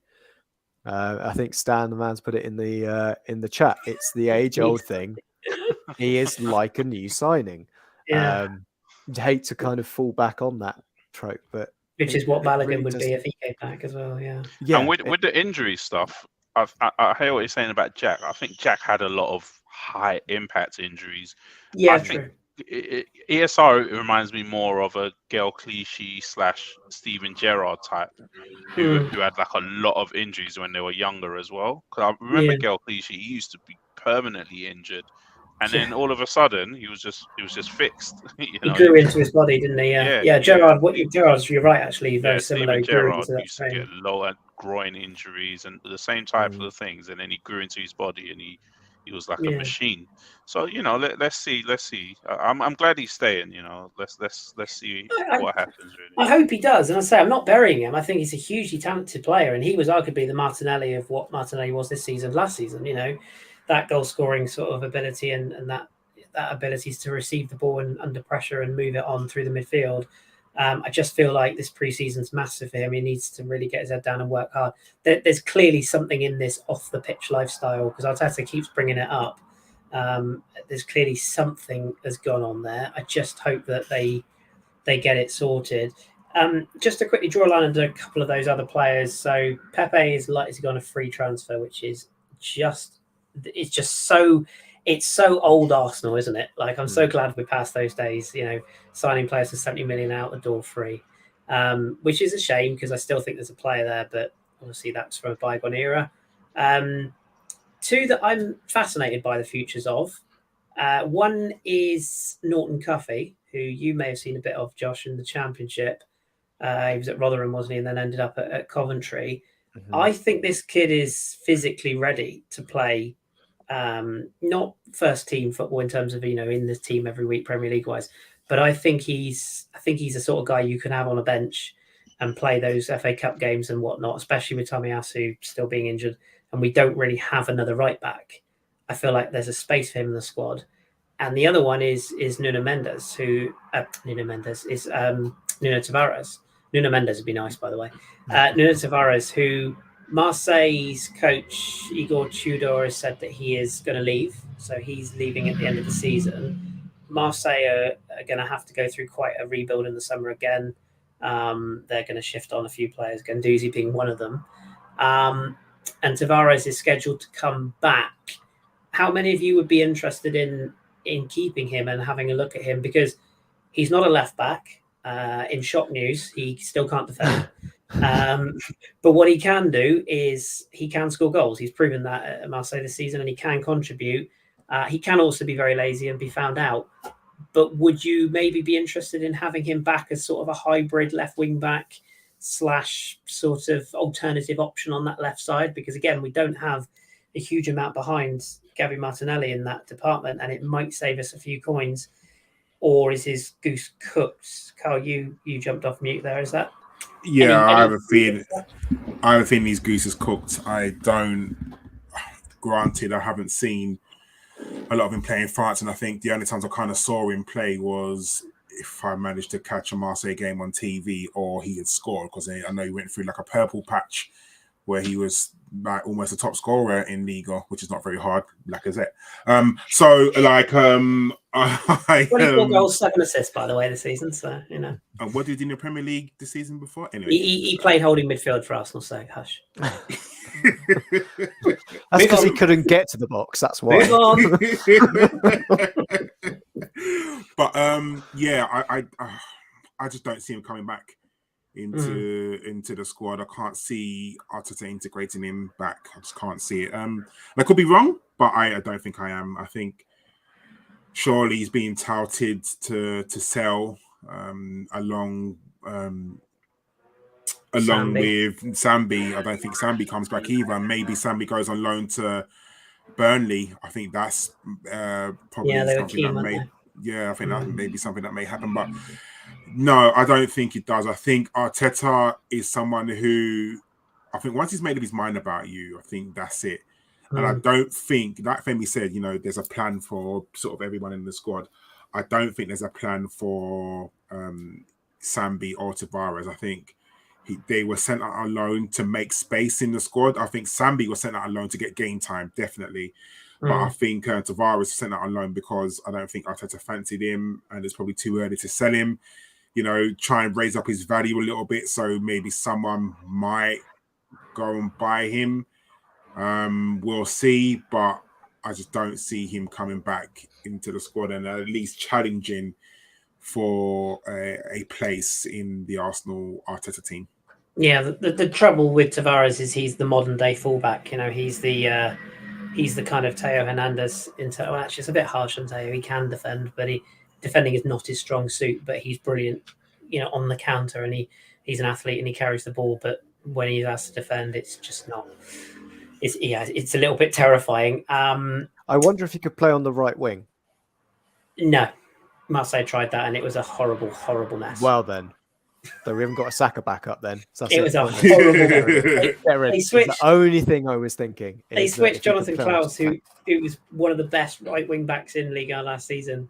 Before he signed, he was at Lens, and they switched him to left back because of the right foot, left foot thing, and they put Nuno on the right. And honestly, it was like a flamingo doing hopscotch. It was awful. It was just not good at all. Yeah. And then I can only think that he's going to be. I'm just thinking about all the issues he had at Marseille in terms of behind the scenes. We've got quite a stable core of. Yeah. Arteta has a strong anti-dickhead policy, and I think he might just slightly toe the line of that. Sandy, from what I can gather, they weren't the most positive influences. Same as João Cancelo. If there's a grumpy player in the dressing room, they're getting them out immediately. I would though for João Cancelo. I think we all would, wouldn't we? He's that good, isn't he? Like you take a dickhead because he's that good. Charlie Patino, anyone bothered about that? Because that seems to be nearing conclusion in terms of him moving on. It's a bit sad, isn't it? But if Emile Smith-Rowe's not going to play, he's not going to play, is he? That's a really weird one because I just didn't see that coming. No. Obviously, raved about at youth level. His first half of the season on loan seemed to go really, really well. I don't know. I think they had a couple of change of managers, maybe. Was it Appleton? Was it Appleton who was the manager there, or one of those types of footballing managers? Anyway, and then they got Mick McCarthy, isn't it? Yeah, took over. Yeah, so I'm guessing that's why we didn't hear much about him anymore. He went to scrub in the changing rooms after that. Exactly. Yeah, so it's a bit of a sad one. We should definitely put some sort of.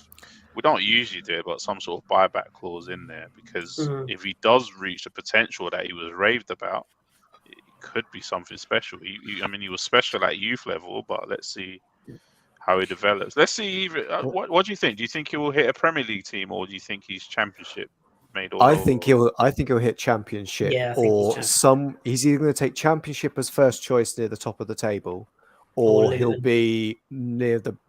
Probably not Luton because they're expected to almost go straight back down. But I could see something in between. Sheffield United, that kind of like a second choice at Wolves. Almost someone who's probably going to comfortably stay up. I know I've just said and contradicted myself from earlier, but you know what I mean. It's that lower mid-table team that will probably be safe. An Everton, maybe somewhere like that. Yeah, somewhere like that. That's where I could see Patino ending up at. And I'd say it's also a thing just to look at our academy. We're now an elite. We're back in the elite in terms of where we should be challenging. Remember back 10, probably 20 years ago now. And thinking about where all the great players that have come through our academy, they all had solid Premier League careers, but none of them would ever have got into our squad. They may have had one season when they were out in like 27 or something. I think Steve Sidwell. Yeah. Someone I bumped into last week, actually, Matthew Upson. Yeah. Again, the legend. For a season, at some point during his career, you would have said he would have been perfect first choice for Arsenal. But he would have been 25, 26. And that's the reason why he was there is because he's had 200 games somewhere else to then get to the level he needed to be at. It's kind of where Rob Holding is now, isn't it? Yeah, I think it's exactly we've outgrown him to a degree. That kid at Milan that's always linked with us as well. He was in our... What's his name? Benica. Again, having a solid career elsewhere and might do it for one season, but won't for the rest. Yeah. If he's top of his game and has an anomaly season. And I think that's what we'll just see. We'll just start seeing Arsenal Academy again having loads of players at other clubs. It's the same as like United. You see loads of ex-United youth players there that you'd think, oh, can't believe they let them go from the academy.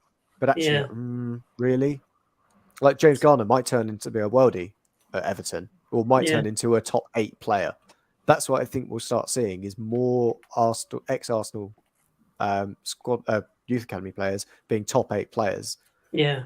But they just wouldn't get the minutes at Arsenal to get to that level.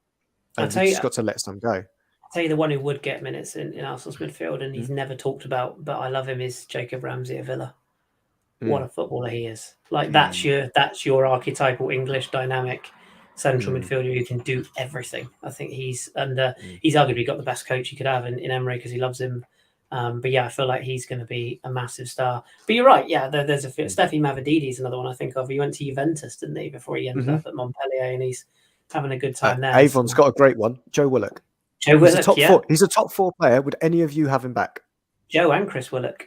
And I bet Karl remembers this. Remember J. Emmanuel Thomas? Oh God, J. Emmanuel Thomas. Jesus. Yes. What a legend. He's someone that maybe should have made it, but didn't. Like he came through that Wilshire era. He was like 6'2" and built like a brick shit house at 15, wasn't he? Yeah. He was, wasn't he at Millwall for a little bit? I'm sure he was. Bristol City as well, I think it was. Yeah. Yeah, he's sadly someone that should have made it. But do you know what it is? He's in Scotland now, isn't he? I think somewhere like Dunfermline or something random.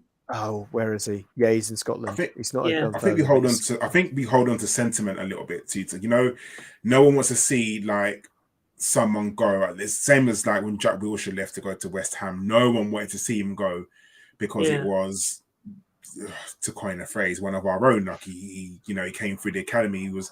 He was Arsenal through and through, but if he can't sustain, challenging for the first team, if he can't stay fit, we have to drop sentiment and start thinking about the team rather than we can't let him go because he's come through the academy. If you're not contributing, like we haven't got time for that because we are trying to compete. We're trying to be up there with the Manchester Cities and challenge them. So I think we need to sometimes just drop sentiment a little bit and just go for it. Just be ruthless. And I think that's the hard thing. But Arsenal just needs to be ruthless. Karl, do you know something, Karl? Do you know what's going to be the biggest meltdown of this summer? You're going to be surprised by this from Arsenal fans. It's not going to be Balogun or Xhaka or anyone like that. It's going to be when Ethan Nyanweri leaves.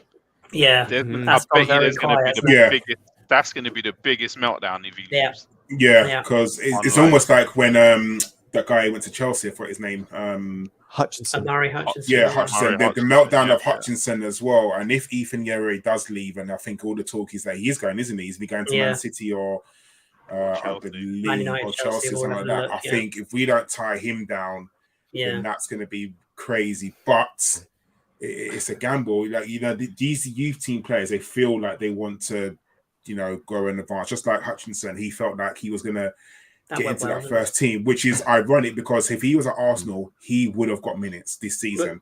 I have no doubt that time, wouldn't he? Now he would have got definitely. So I think that was obviously a mistake on him, and I think it's kind of a really quiet secret that I think Nyanweri is going to leave. But it is sad, but it's unfortunate. Nothing you can do about it at that level. No, listen, if their head's been turned, now he's 15 years old. Obviously, he's got an agent, and his agent's saying, "Look, we can go and get X amount of money at this place, and Arsenal not going to offer it." That's it. But Chris, I just want to come to you quickly before we start taking listener questions to talk about the elephant in the room that we haven't spoken about, which is William Saliba. I think so. At the moment, it's been touted around, social media that we have a price that we want to pay William Saliba, and apparently is very far off to what William Saliba wants or his agents want. I believe it's quite a distance between the two. our season did kind of fall apart when William Saliba went. So obviously he knows his worth, and there's rumours, you're probably best placed more than I, that PSG want him. And I'm sure a defender as good as his talents will be wanted by the best teams in Europe. And obviously the best teams in Europe will pay him what he wants, as a wage.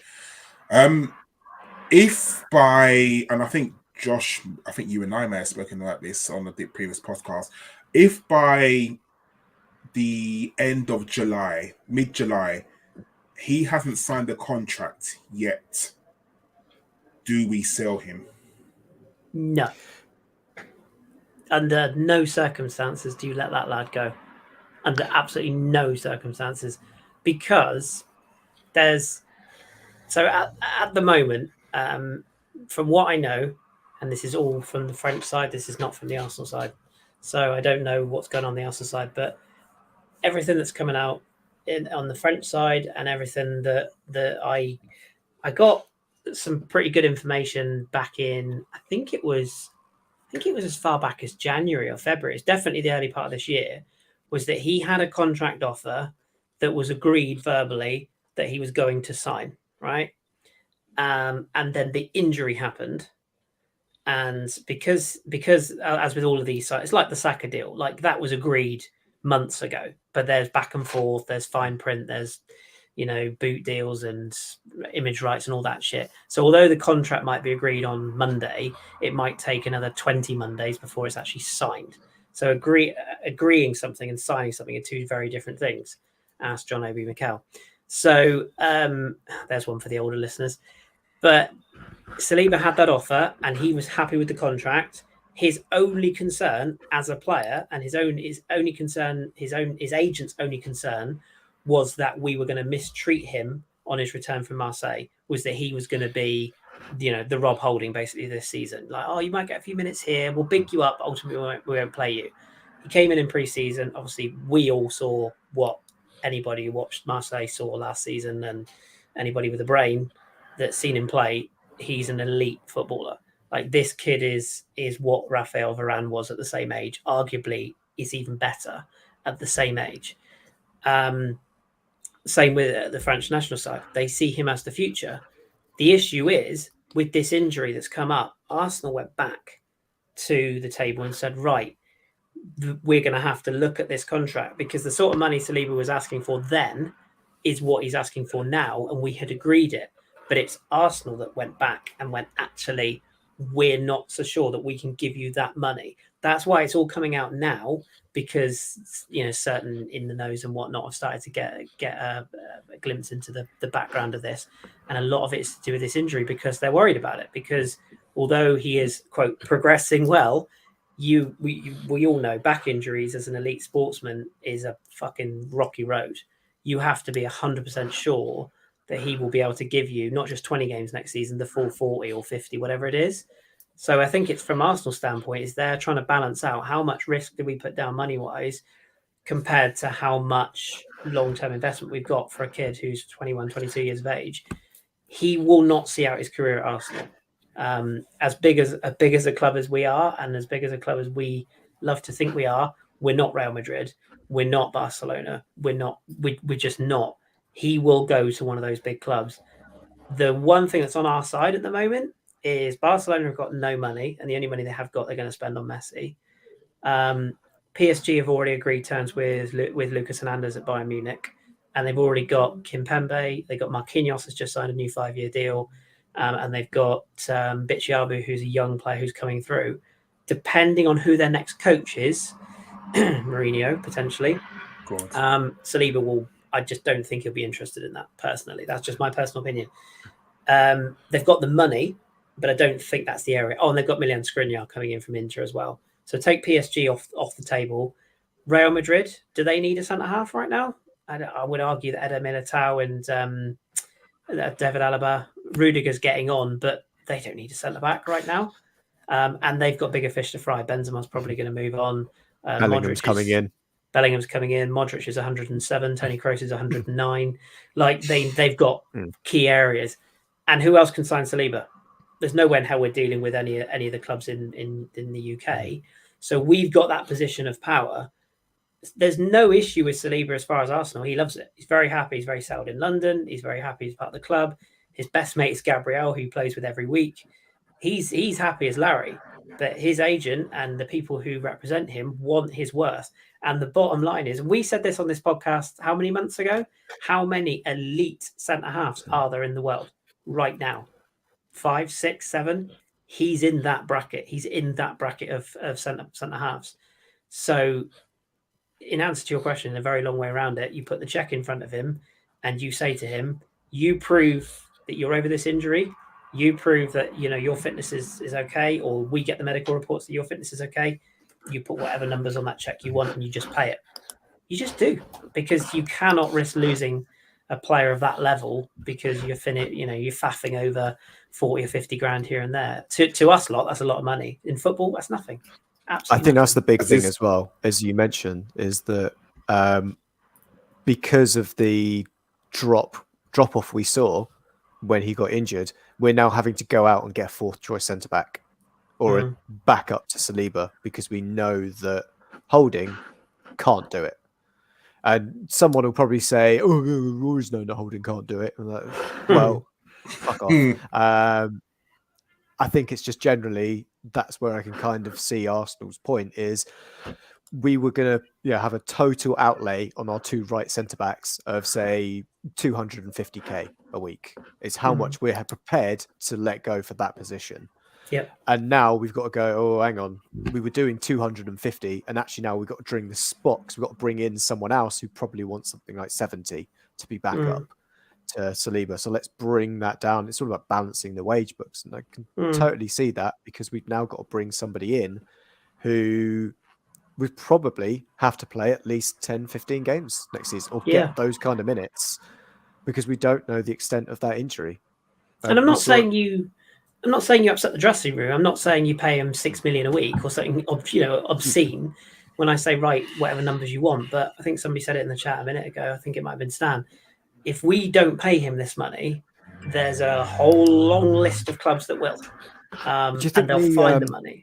Do you think the Cronkies can make him an ambassador to the US World Cup? Maybe you can do it that way. And, change citizenship. Just slide some money in that way. But you jest. That's another thing. We've got Euros coming up next summer. Saliba is very likely to be, if not first choice for France, he's very likely going to be knocking on the door, because Varane's retired now. There is a gap in that centre-half position. Upamecano is very good, but his form's been patchy. Jules Koundé's been playing right back for Barcelona.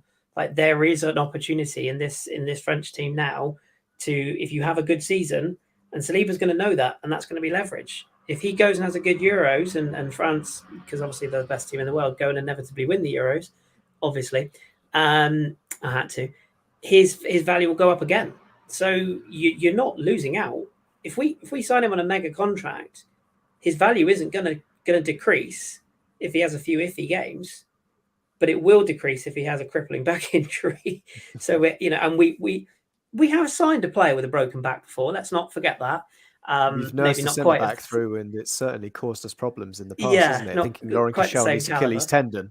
Yeah, and you don't want another Aubameyang, do you? You don't want to, obviously different ages, different personalities, but you don't want to throw so much money at a player that unsettles the rest of the dressing room, and you put him on a pedestal, and then you can't get rid of him. But there is a slim chance that Saliba can just say, I'm going to sit on this and I'll see out my time. But I don't think Arsenal have come a long way since Richard Garlick's come in, and Edu and everybody is on board. I think even Mikel has a say in this now. They don't want players to run out contracts.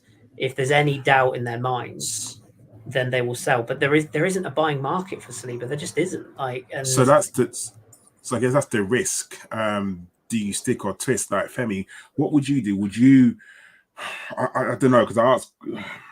It's really hard because, like I just asked you, Kris, like if you come to like July and there's still no indication that he's going to sign, do you still keep him with the risk that he could potentially walk away for free? So I know you said that you categorically would not sell him, and I get it. I do, because you've got kind of a year to see if he would sign and see what we'd do there. But Femi, would you take that risk of, if by July, the start of pre-season, like let's say we are playing the Charity Shield and he hasn't signed, do you keep him or do you sell him?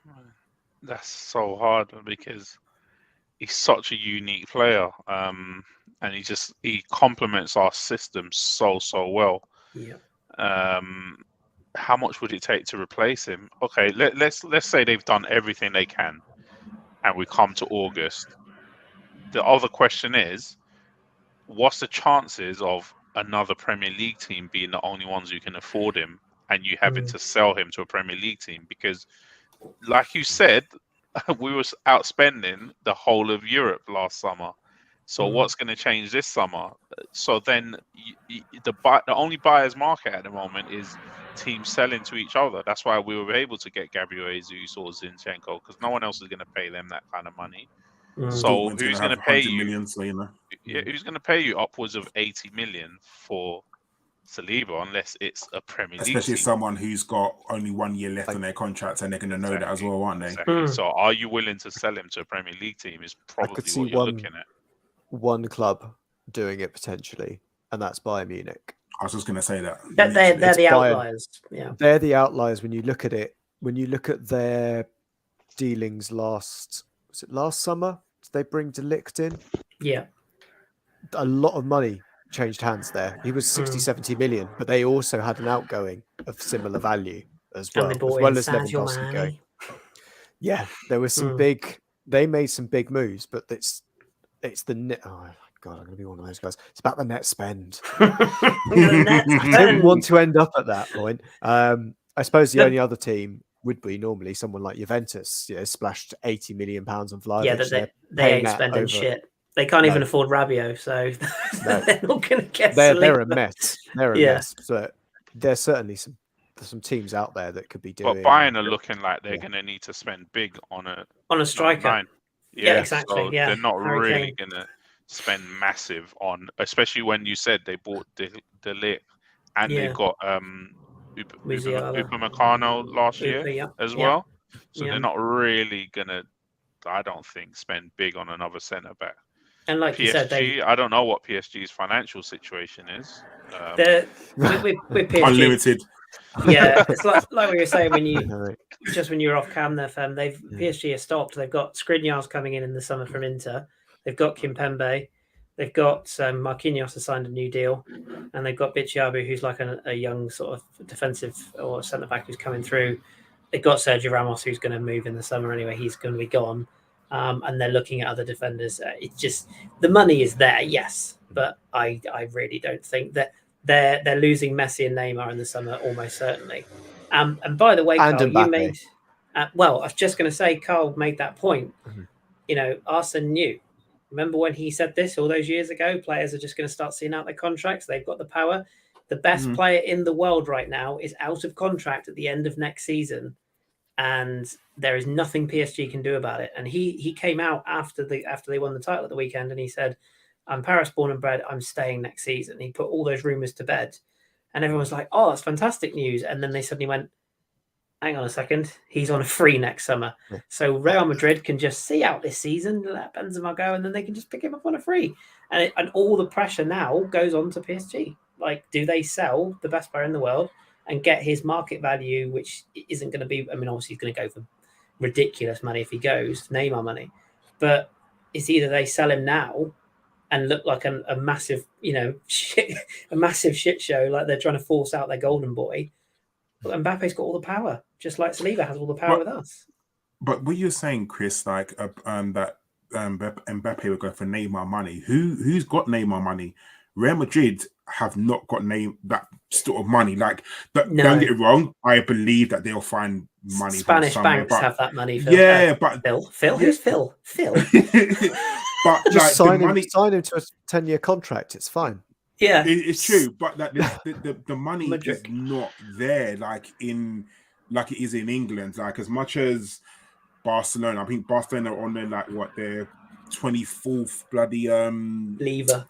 lever that they pulled, and like I didn't realize till the other day that the Camp Nou is like the naming rights has gone to Spotify. It's Spotify Camp Nou, isn't it, or something? Yeah, along and they're those lines. closing So, it, aren't It they, for a was, year? and it's now next closed. Year? Yeah, yeah, closing which it is next year.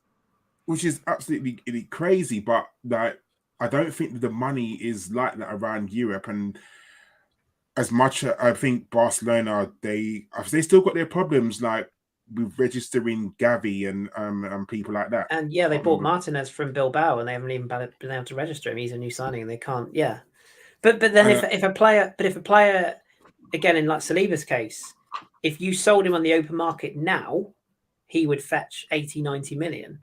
If he's a free agent, you've only got to pay him his wages, which okay, they might be 200,000-300,000 a week, but if you're paying that over 5 years, you're not stumping up 100 whatever million up from the off. So this is why what will happen is, if surely there might be clubs whispering to Saliba saying, you know what, just head a season and, you know, we'll give you that 200,000-300,000. And, you know, if his agents are shit, they'll say, oh, do you know what, just do this and then we'll get you something bigger in the future. And obviously that's not what we want. I think Arsenal are in a really sticky predicament with Saliba, and hopefully it does get resolved, but this is something that's going to rumble on all summer unless, like, we do, like you said, Kris, we put the contract on the table and we say, how much did you want? Do you want £200,000?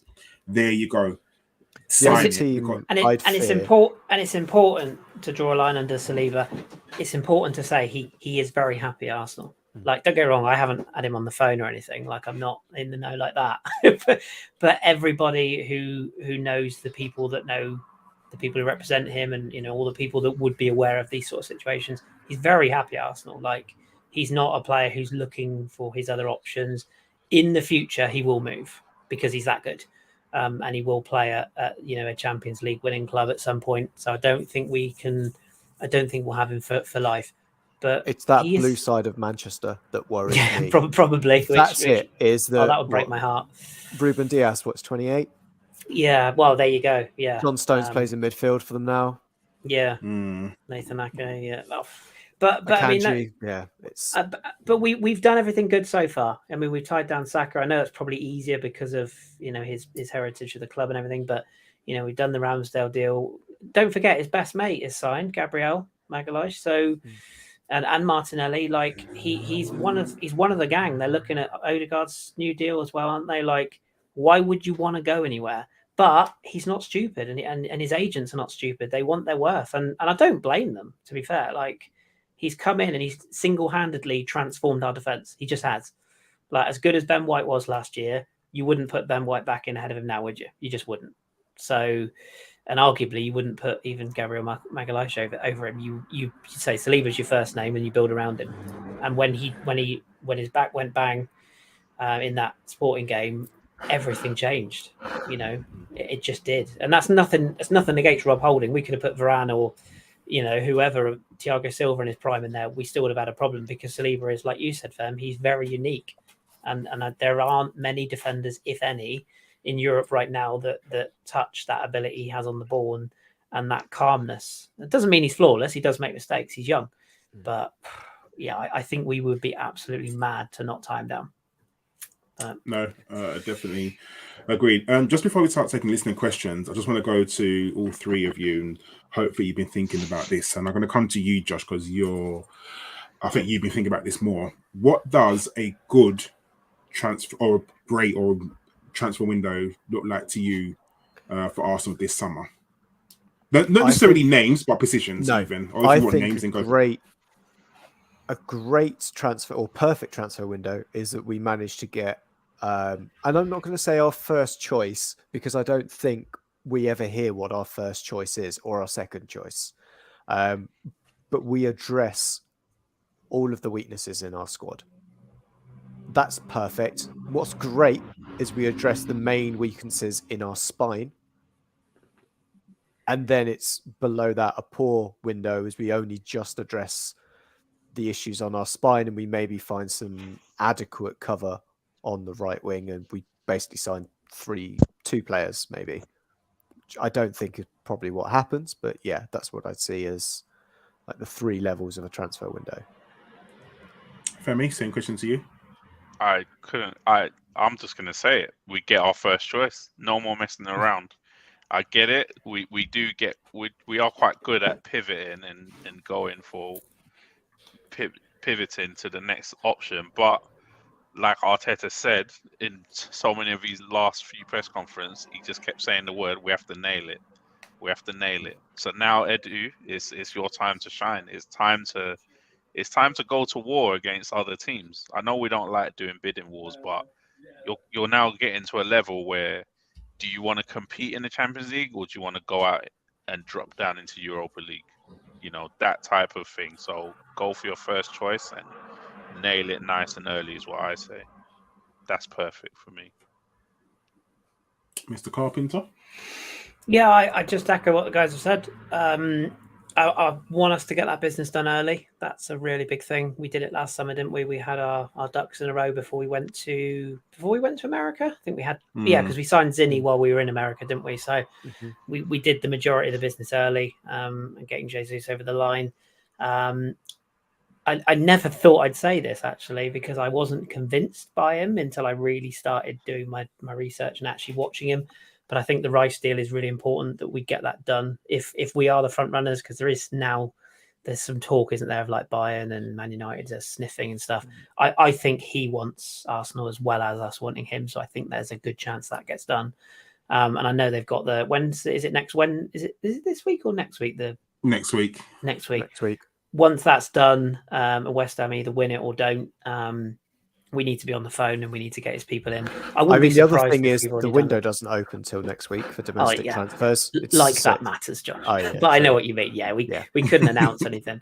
But I'd like to see us. I'd like to see us around the table, or I'd like to think we've got enough noises from him and his people that's a deal that can be done. So I'd like to get that over the line.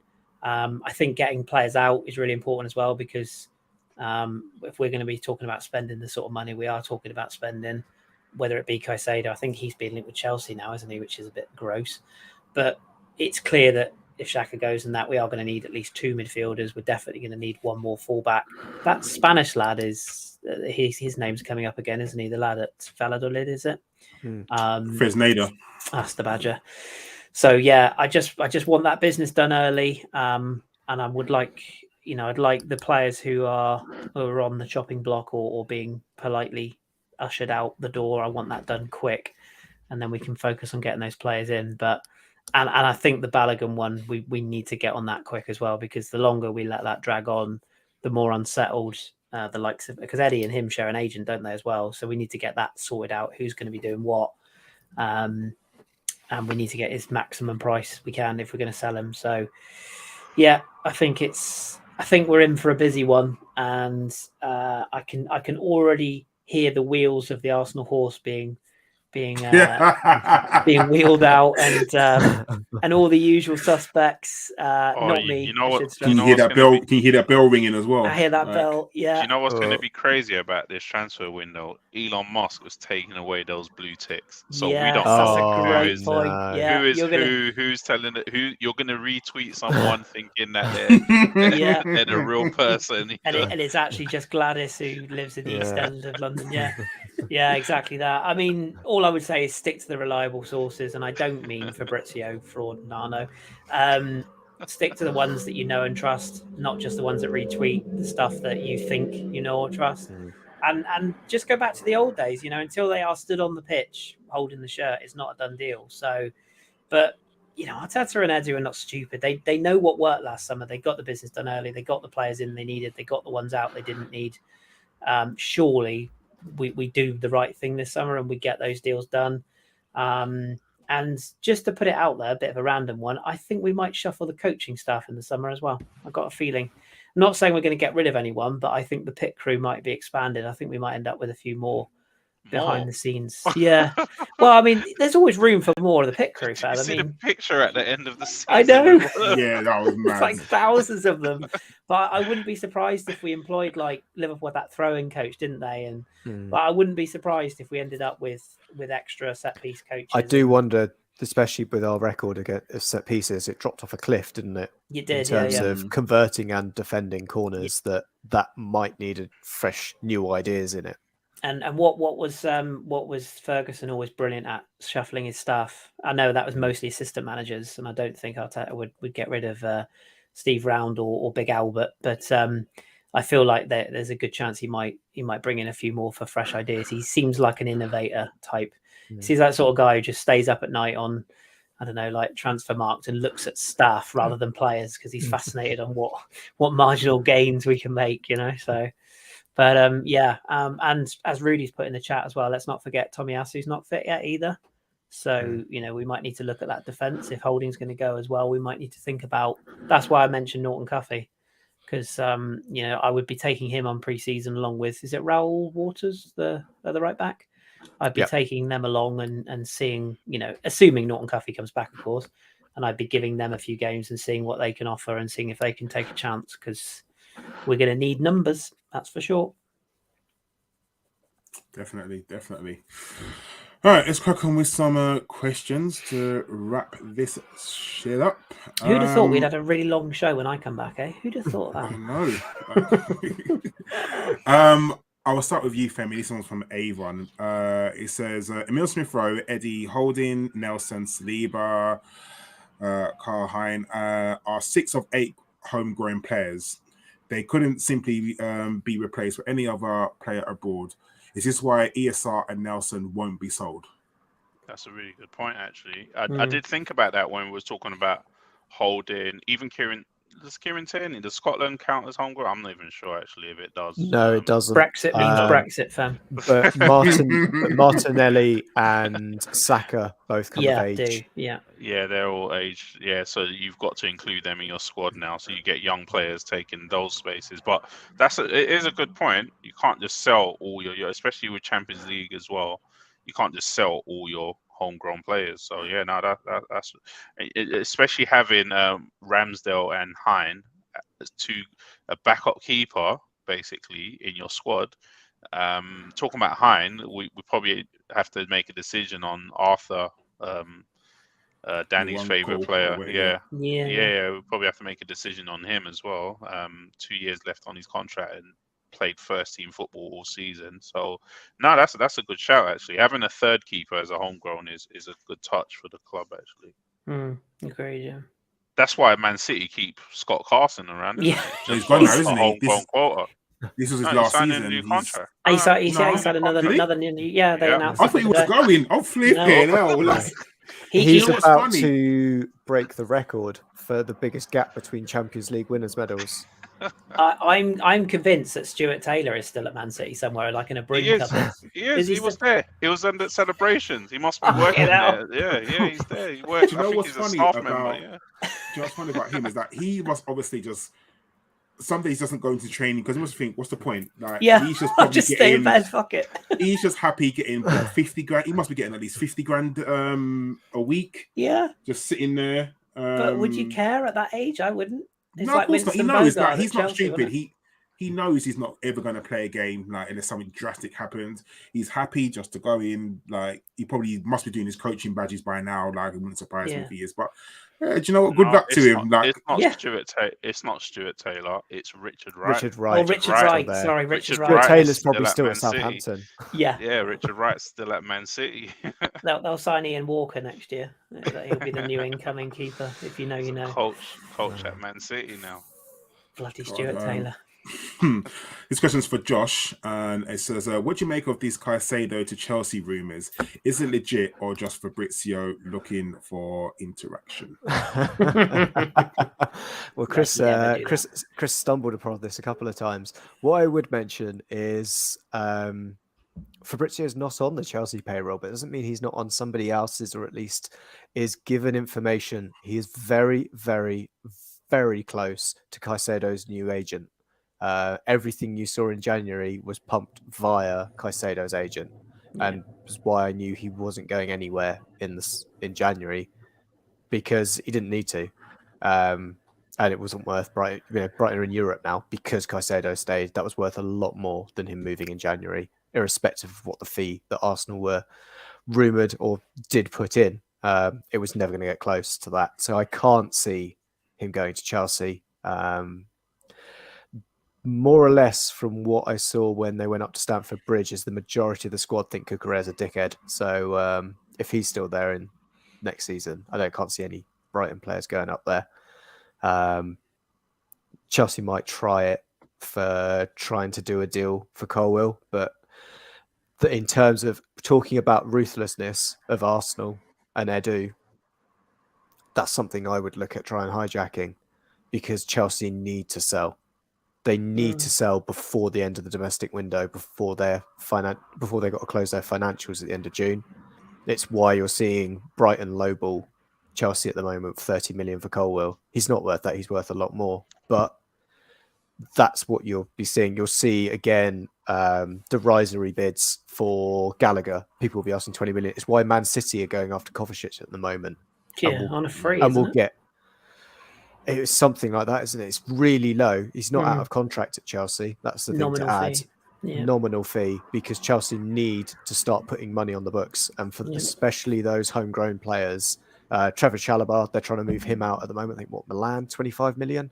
I like him as well. Yeah. Yeah, there's a lot of Chelsea in a really worrying place at the moment from their point of view. It is the time to go in and try and nick some of those players out on the cheap cut price deal. You said hilarious wrong, Josh. It was hilarious places where Chelsea are at the moment. Yeah, sorry. Hilarious. Not a worrying place. No, sorry. It's a bit of both. Which kind of comes on to we just discussed it, Boyton Diaz, that how much of Chelsea now they're being run by a man among men, Todd Bowley. I think he hit Mr. Toad. Sadly, he said he was taking a step back next season. So unfortunately, the only downside with Chelsea is that as much as Pochettino is a specialist in failure as well, he is good with younger players. So that's why you'll probably see the likes of Mudryk and Colwill and whatnot. They will want to play for him. So that's the only slight part I'm worried about. I'm not really worried about Chelsea winning anything, but I'm worried about potentially what Pochettino could turn the players that they do keep. It's how well they can clear out that squad, size of that squad, and with the contracts they've signed those players to. That's what's going to really screw them. But they're not. They're going to be still. Is he there? Yeah, or is he Barcelona? He's contracted. He went on loan to Barcelona, didn't he? Yeah. No, we let him go for free to Barcelona. Oh, that's right. Yeah, signed a contract. They then sold him to Chelsea for 15 million. And then Chelsea signed him to a 2-year deal. But no, Koulibaly is the crazy one. He signed a 4-year deal. 4 years. He was 32, wasn't he? Yep, 4-year deal they gave him. And Barca want Aubameyang back, don't they? So that will probably end up happening on a free. Yeah, do they really want him back? Yeah, Xavi loves him. Apparently. He said he never wanted him to go. Apparently, he was great in the dressing room, if you can believe that. So we all know how that ends, don't we? Wow. I suppose they're trying to get rid of Torres. So yeah, true. Space available. I'm sick of you, Chris. For the next question, how long do you think it is before we actually win something? Is it 1 to 2 years? So when do you think that we might start winning the trophy? Nice, easy question. Genuinely, do you think Arteta needs to win something next season? Yeah, I do. Yeah, I do. Because I think you can only keep taking the positives about progression so long until you then say this is great, and like you said, it's lovely to see us playing good football, and we got nice kits, and the Emirates looks all nice and shiny, and all that and everything. You have to win something. That's what we're in this game for. That's why we support clubs. That's why we buy tickets, etc. So a club of our size needs to be competing, like Josh said, at the top table. Champions League is completely pointless if we just Marseille it every year. Fight all season to get in it and then bounce in the first group stage. Like we have to. I think Champions League for us, minimum last 16 should be the goal. Top 4 is not even negotiable. And I think one of the trophies is important. And also, like what Josh said, if the Champions League doesn't go our way, then we should be one of those elite clubs that drops into the Europa and wins it. No questions asked. Like we just should be. And I'd like to see us take the FA Cup and indeed the Carling Cup or whatever the fuck it's called now a bit more seriously. Because like we said earlier on, Mourinho won it at Chelsea. Ten Hag's won it.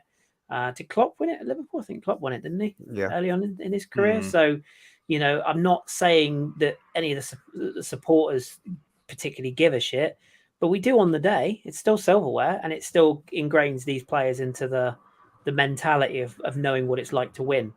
As lovely as this squad is, and as lovely and harmonious as the club is, they want to win trophies. That's why Saka signed a new deal, and everybody else. They want to win, and they believe they can win at this club. So they'll soon get a little bit sick of it if we just, if we're that constant. Oh, they came so close. We don't get a trophy for that. So I think it'll be at least 3 seasons. Do you really? Because I think our priorities are now not winning trophies. Jumping quickly. We're not Spurs, our priority. Josh. No, I know, not in that way. But our priority will be progressing, trying to get into a title race, which I don't think it's going to be the same as this season. We'll be in a title race, but we won't be able to even, lay a glove on Man City.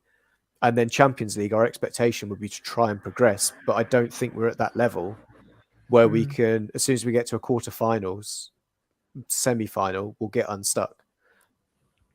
Actually, our best time to win trophies, and then again, FA Cup, we won't go well in the FA Cup because we'll be too busy thinking about Champions League. But that depends, doesn't we it? have to throw a competition somewhere, basically, to win trophies. And I think Champions League's got to be the one. The FA Cup doesn't start till October time, is it? When we come in? No, January. Oh, January. Is when it that we come late? in. Christ. Yeah. So we don't even have to think about that until, and by January, we'll could be know out of if the we're in a Champions title League. race or out of the Champions League. Exactly. So for me, that's when you have to focus on. If we put it this way, if we're out of the Champions League by then, we should be focusing on that FA Cup, and we should hopefully still be in the League Cup, and we should be really focused on trying to win that Europa. If we're out of the Champions League but into the Europa, if we're in a title race by January and still in the Champions League, that's when you then start going, okay, maybe the FA Cup has to go in the bin. I think it's title race in April. I think if we're in a title race in February, it doesn't really matter. Because you saw what happened in the title race in February. Man City then went and won 15 games in a row. Yeah. And there's an argument actually, for that, if you for said sure. to me in February, this year, did you want to go on the run of, what we won 14 games, I think, until the rest of the season? Would you have not won 4 of those games to then win 4 in the Europa League? I'd easily have gone, I'll do that, and I'll win the Europa League or get to the final of that cup competition. Because I just thought league was so out of reach. I just can't see our support, however much and however high of a crest of a wave our supporters are on now. Fem, Karl, you go most weeks. Like, would you be happy knowing we don't win anything for another 3 years? Would you still be as, upbeat and drum banging? I would be nearly men. That's where I think it will be. You just wouldn't, would you? I'm not saying we'd all turn toxic, but I think there'd be people asking very. I don't think the goodwill would be for Mikel, as it is now. If we're still in this position in 2 years' time, I just don't In fact, I don't even think the board would be. If I'm honest, the Cronkies are business people. I think we have to win something within the next. Yeah. You have to show us your medals, quote unquote, don't you? At some point, you have to say. And also, how many of our players, Saka might sign this new deal now. 2 years down the road, if we still haven't won anything, he's going to start thinking, lovely young players and all that, but we haven't won anything. Do you know what I mean? It's a good question, because there's no right or wrong answer, but I seriously think we need to be, in some sort of race for something next year. I really do. But you might be right, Josh. There's no right or wrong opinion on that. I don't want to be right. I should add that. I should really add that. It's all on you. If we win nothing, we're coming I should for really you. put it on there. And I won't revel in I told you so either, because as we just mentioned, it's a kind of, we could be just nearly men for 3 seasons. A bit like Liverpool. That's my fear. If they didn't pivot and win a Champions League, we haven't got that kind of legacy that Liverpool have got, where I think they've got, a bit like Sevilla, something within the bones of the club that for some reason they can churn out a European win when needed. But we're capable. Look, we did that FA Cup under we could Arteta. be. Nobody gave us a prayer in that season. We were dog shit for a lot of it. We won that cup. Porto have won the Champions League, for Christ's sake. I know Mourinho was in his heyday then, but But that was also arguably our best ever squad when Porto won that as well. Yeah. That was Yeah, invincible season. Still bugs me that we lost to So Chelsea. there is a bit of luck that comes into it. But it's a cup competition, isn't it? Yeah. You get a decent draw, or you get like Man City this year. You get lucky when you play a bog average Real Madrid side, and everyone thinks you're the shit just because Real didn't turn up. Like, I don't know. I just who knows? Femi, I'll ask two more questions. This one's to you. What do you do with Tomiyasu? Great song. I don't think there's anything you can do at the moment. I mean, there's reports that he's not back till December. Arteta says, he's not going to be long after pre-season. So I would say December in that case then. Definitely. I don't know. It's one of those things where do you buy cover for a cover? That's the kind of decision you have to make at that point. Which is why I can see that little Spanish kid, Fresneda, making sense in that case, because he's young enough he looks good enough to play, but young enough to bide his time as well. Yeah. So I think, or you give one of those young players a chance in pre-season and have them as backup. But I don't know, it's a bit of a weird one because Ben White played 38 games this season, which shocked me actually. But Ben White, before Tommy's injury, rarely finished 90 minutes. So no, he was tired. That he could do some games that he just can't. That's the problem, isn't it? So then you've got, what do you do with him at the end of the day? No, I agree. Like, I think I can't remember what game it was where he was on a yellow card, and I think he came off. I can't remember what game it was, and that was a brilliant piece of substitution by Arteta. But I think the problem with Ben White is that he's obviously used to being a centre back. Running up and down that wing is tiring, really, really tiring, and maybe he's not really used to that. So, I think that's the issue. Last question from Jimmy H32. As Arsenal fans, why do we wish so hard that hailing players become good when we've done it with Eddie and others in the past? Why can't we just admit that they are poor and move them on? Oh, that's a question. Can I answer it Jesus. as just they're one of our own? Oh, all right, Harry. I think that's it, isn't it? It's true. Yeah, it is true though. Yeah, they are one of our own. We're so biased. Hey, he's had an all right Premier League career, hasn't he? He's helped Tottenham stave off relegation for 10 straight seasons. He's just done it with a lot of flair. A trophy cabinet for Harry Kane. I know, right? Top scorer several seasons and won fuck all. A career. I think Avon's summed it up for us. It's part of the job description. It's part of the job description. It is. It's back your own. And I think that's why we've all got differing opinions on Reece Nelson. I don't dislike any of the squad. Do you? Like none of us are sat here going, "Oh, I can't stand him," or like we went through seasons where we were like, "Oh God, how is he at Arsenal?" Like, God bless Mustafi and Kolasinac and people like that. But we looked time and again and went, Did you hear Cedric wants to come back and fight for his place as well? That's good. Yes. I read that and laughed. I mean, bless him, and I appreciate the good gesture, but I don't think he'll have that opportunity. If I'm honest, no. If you can't get in Fulham's team, you can't get into Arsenal's team. No, at least over this season, Maitland-Niles has got some humility and has decided that he won't be pushing for a new contract at Arsenal, and will just. I mean that you really saw the player so much realised what championship player, what his stature was. Couldn't give a fuck, Carl, could he? did you hear what one of his final interviews at Southampton was? That he was he's going to leave Arsenal at the end of his contract. He hasn't had any offers yet, but if Southampton were to come and give him an offer, bearing in mind they've been relegated already, he would happily sign a deal with them to stay there. Yeah, I'm sure he would. I'm sure he would. Because he wants to get paid. Yeah. He is someone who, if he just had a bit of humility, he could have done stuff like this. This talk of, oh, I want to play centre midfield. You play centre midfield, you're good enough to play right back. You don't want to play right back. You go alone, and you're played right back. Like he could have been a right back now, couldn't he? He could have been what Ben White 100% before. Yeah, he could have if he been could there. pass. Yeah, I mean that's true. I do think the ability was a bit inflated with him, but because he had the engine. He definitely had the midfielder's engine, so he could have got up and down. Because I still remember him in the FA Cup final, playing on the left. Yes, he was magnificent. Like, and I say that he was absolutely brilliant. And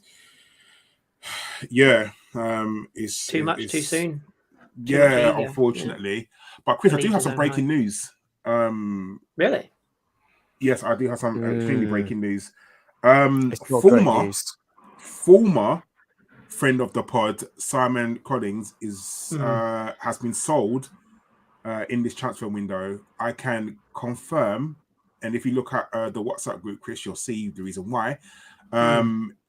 Simon will no longer, and I'm going to repeat, no longer ever be allowed to come on this podcast. Ever again. And I genuinely mean that. He will never be allowed to come on this podcast ever again. Just to back up, Josh. We've got it. Everyone who's listening live or even listen on whatever podcast you're going to listen to, go and tweet Simon Collins and ask him why he's wearing shit on him. Simon Collins is playing in a Tottenham kit, and I have no idea why, and I'm going to find out. We're getting some answers at the moment. I've just replied to him now. Even if it's for to charity, be fair, no, there's no. I'm going to go with one thing. He has gone against the Spurs comms team versus external media, and he's beaten them. So even the Spurs comms team couldn't win a trophy that they created. Oh god! Look, if you go on your holidays to Mallorca, if you're like me and you've got some taste and you buy this beautiful Lorient tattoo jersey that's hung up behind me, that's fine, no problem at all. You might want to have an international shirt collection, as I do with World Champions France on my wall there. That's fine. Spurs shirt. I'm sorry, you have to. 2022 World Champions. No. Okay, I'll just check in. South America, they needed something to cheer them up, so we thought we'd just send it on loan for a season, as you do. But but no, there just is no excuse. There's no excuse. Like I'm actually, I think there could be a vote to kick him out of the group, and I think so. Well, as I put, it has got to a board meeting. I've just replied to him now and just simply said, "You're dead to me." That's it, really. That's all I need to say. So that's it. Here we go. Yes. Just one final question before we leave. So I'm going to do it early. I'm going to do it very early because the season's not really technically finished. Oh, you're not going to do this, are you? I am. Yes, I am. Oh, Chris, no. I don't care. Oh, I am. No. This is why we need a clips channel, Karl, so we can save this. Danny needs to create a clips channel so that we can have these moments and look back on them and laugh in a year's time when we're 18. So, Femi, I'm coming to you first. Right now, early prediction. Where are we finishing, Femi?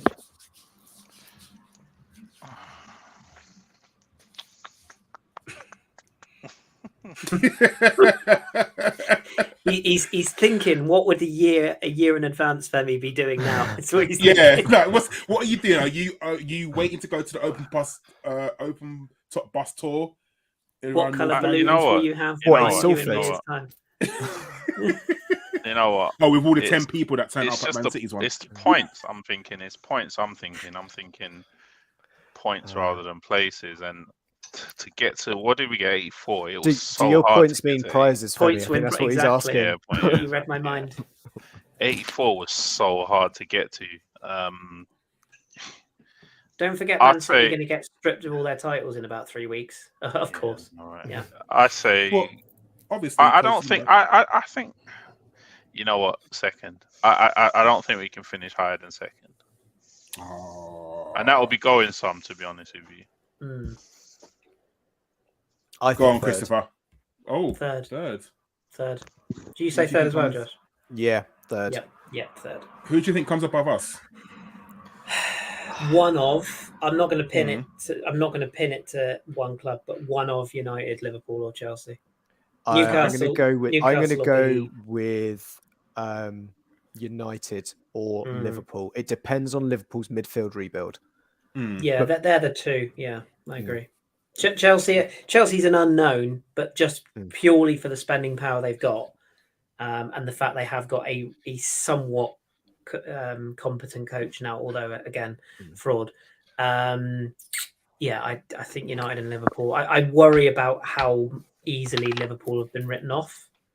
I'm not ready. I'm not ready for Scousers to be crowing See, again. the by reason way. why I said points is because, and I said it's difficult, is because although those teams cumulatively might not get more points themselves, doing things that we did, like going to Villa away and winning, going to Chelsea, Villa, Tottenham, the multiple games that we won, because these teams are just slightly better, they might not win other games, but those games will be tougher, if you see what I mean. Yeah. So you're not just going to just think, oh, because we won there last year, we're going to win there this year. Newcastle away, we won. It's really hard to do what we kind of did this season. Obviously, when we're playing Luton Town first game of the season on a Friday night, and what, Carragher and Neville. What could possibly go wrong? Did you hear that they're playing their first 4 games away because they have to redo the stadium? Oh, because they're gonna lose 4 in a row probably. Because you can imagine like Carragher and Neville just like knocking on doors of local residents of Luton, just bringing them on. Come in here, mate. I don't think Carragher knocks on doors. I don't think Scousers do. No, they just breaks in. Just let themselves in. Yeah, allegedly. Yeah, but you're right, Josh. The Man United and Man United, I don't fear as much. Liverpool, I don't fear, but they've got a settled back. They've got a settled core of a squad now, haven't they? I think Liverpool, it depends on our drop off. Is what I'm thinking. It's not Liverpool. I think compete with us for second, and I think Man United sneak in because of our drop off.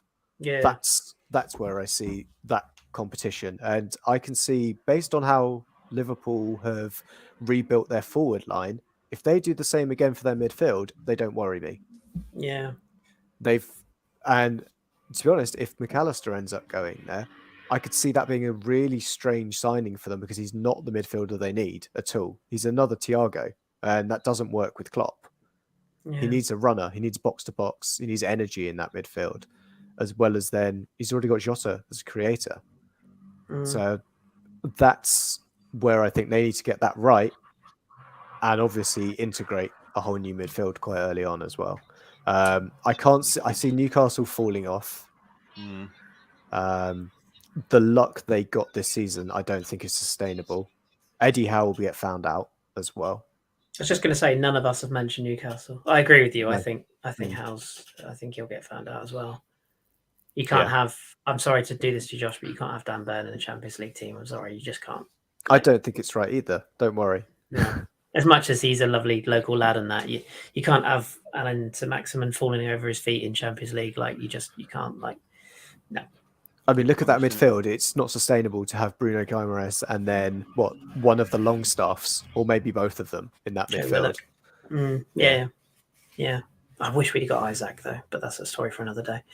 But yeah, nobody seems to be worried about them. I mean, it just depends what they spend, doesn't it? If they do go after a Neymar type player and because that's my worry with Newcastle. They're going to make a marquee signing, aren't they? I think they definitely will make a marquee signing. Yeah, that's the thing. Eddie Howe couldn't deal with Jermaine Defoe in the Bournemouth side because he was too big of a name. I don't know how he's going to deal with a Neymar. Imagine Jason Tyndall dealing with Neymar. More importantly, God, anybody. God, he's going to get more pictures there. He'll go to Neymar's sister's birthday parties. He'll be Tindered in the background. Fucking come on! You'll have Sam Allardyce in the background necking some wine with Tinder on his lap. Yeah, no. I'm just quickly before we go, I'm so happy that Leeds went down. Not because of Leeds, the club, just because of Sam Allardyce. They're fans. I can't stick their fans. Such an entitled bunch of fuckwits. Fucking Northern Monkeys, fuck off. I wish Everton had gone. I'm not going to lie. I wanted Leicester to stay up, but It was a perfect year where you wanted 4 teams to go down, wasn't it? Mm. It's where you think put in about the it. chat that he's gone. Allardyce has left, has he? Yeah, he did. Yeah, He yeah, left yeah. and I didn't know Leeds. that. I've been out the loop. Yeah. That was a nice he little only payday, signed- wasn't it? Because he only Yeah. signed a 4-game deal. 4-game didn't he? deal, yeah. I just assumed Um, he would stick around in the Championship, but God, no, No. he wants Premier League, doesn't he? Like, he wants. He'll thinks go in he's again some and sort of say, hero. "Oh, well, I was given a bad hand, so that's why I couldn't keep yeah, Leeds up. there's nothing I could do. That was it. Yeah. Nothing I could do, and he'll come round again. Yeah, Yeah. my dinner. Be fine." Yeah, Well- that's it. Well, that was this season. It was fun. I guess everyone kind of enjoyed it, didn't they? Like we've had ups and downs. I think on the whole, I think we all enjoyed this season. You know, Yeah, the we football had that we good played. times. Yeah, definitely. And I think we just fell short, unfortunately. But I still say our number one objective, which is getting to the Champions League, we achieved. Like it would have been nice if we had gone on to kind of, win the league or even win a trophy. But I'm happy of that fact that we've done so well this season. And I think next season brings another set of challenges. There's something I did want to touch on, but we'll do it for another show. And I want to ask Femi about the ticketing system. But Femi, we'll definitely do that on another show. Sure. Can I ask you do it one quickly. question? I can do it Is quickly if you want. Yeah, I mean, we've been on for 2 hours 40. 3 minutes isn't going to kill I us. could do is it it? like in 2 minutes. So your new I ticketing got system, just explain it. I got my renewals yesterday, actually, funny enough. And obviously I had to explain to the guy that's renting my my ticket that, hey mate, it's all changed. So you don't get you used to get 26 games, so the 19 league games and 7 cup games. Now you get the 22 or something like that. So you get 19 league games and the first 3 Champions League games, and then everything after that, you get first choice, but you get charged whatever they want to charge you. So depending on what type of game it is, Cat A, Cat B, Cat C, whatever, you have to pay each game as you get it. And the price for me, even though I got a 2-game refund for this season, it was exactly the same as last year. So basically the price is going to be above the roof if we keep going through in Champions League games. So if we draw good teams in if we go through, basically they're going to make it a category A, which is standard 60 to 80 pound tickets. If you're looking at, let's say Arsenal have a great season, get to semi-finals, what's that? You always forget with Champions League, it's only 2 extra games before semi-final, isn't it? Because Europa League has like 2 extra rounds. Yeah, so it's round of 16, quarterfinals, semi-finals, and finals. semi. So that's 3. Yeah. That will be 3 extra home games. So that's, let's say 8. Let's be generous and say to them £70 a pop. That's the extra. 140, 200 odd pounds extra on top. And then if you draw FA Cup home games, just whatever they want to charge for that as well.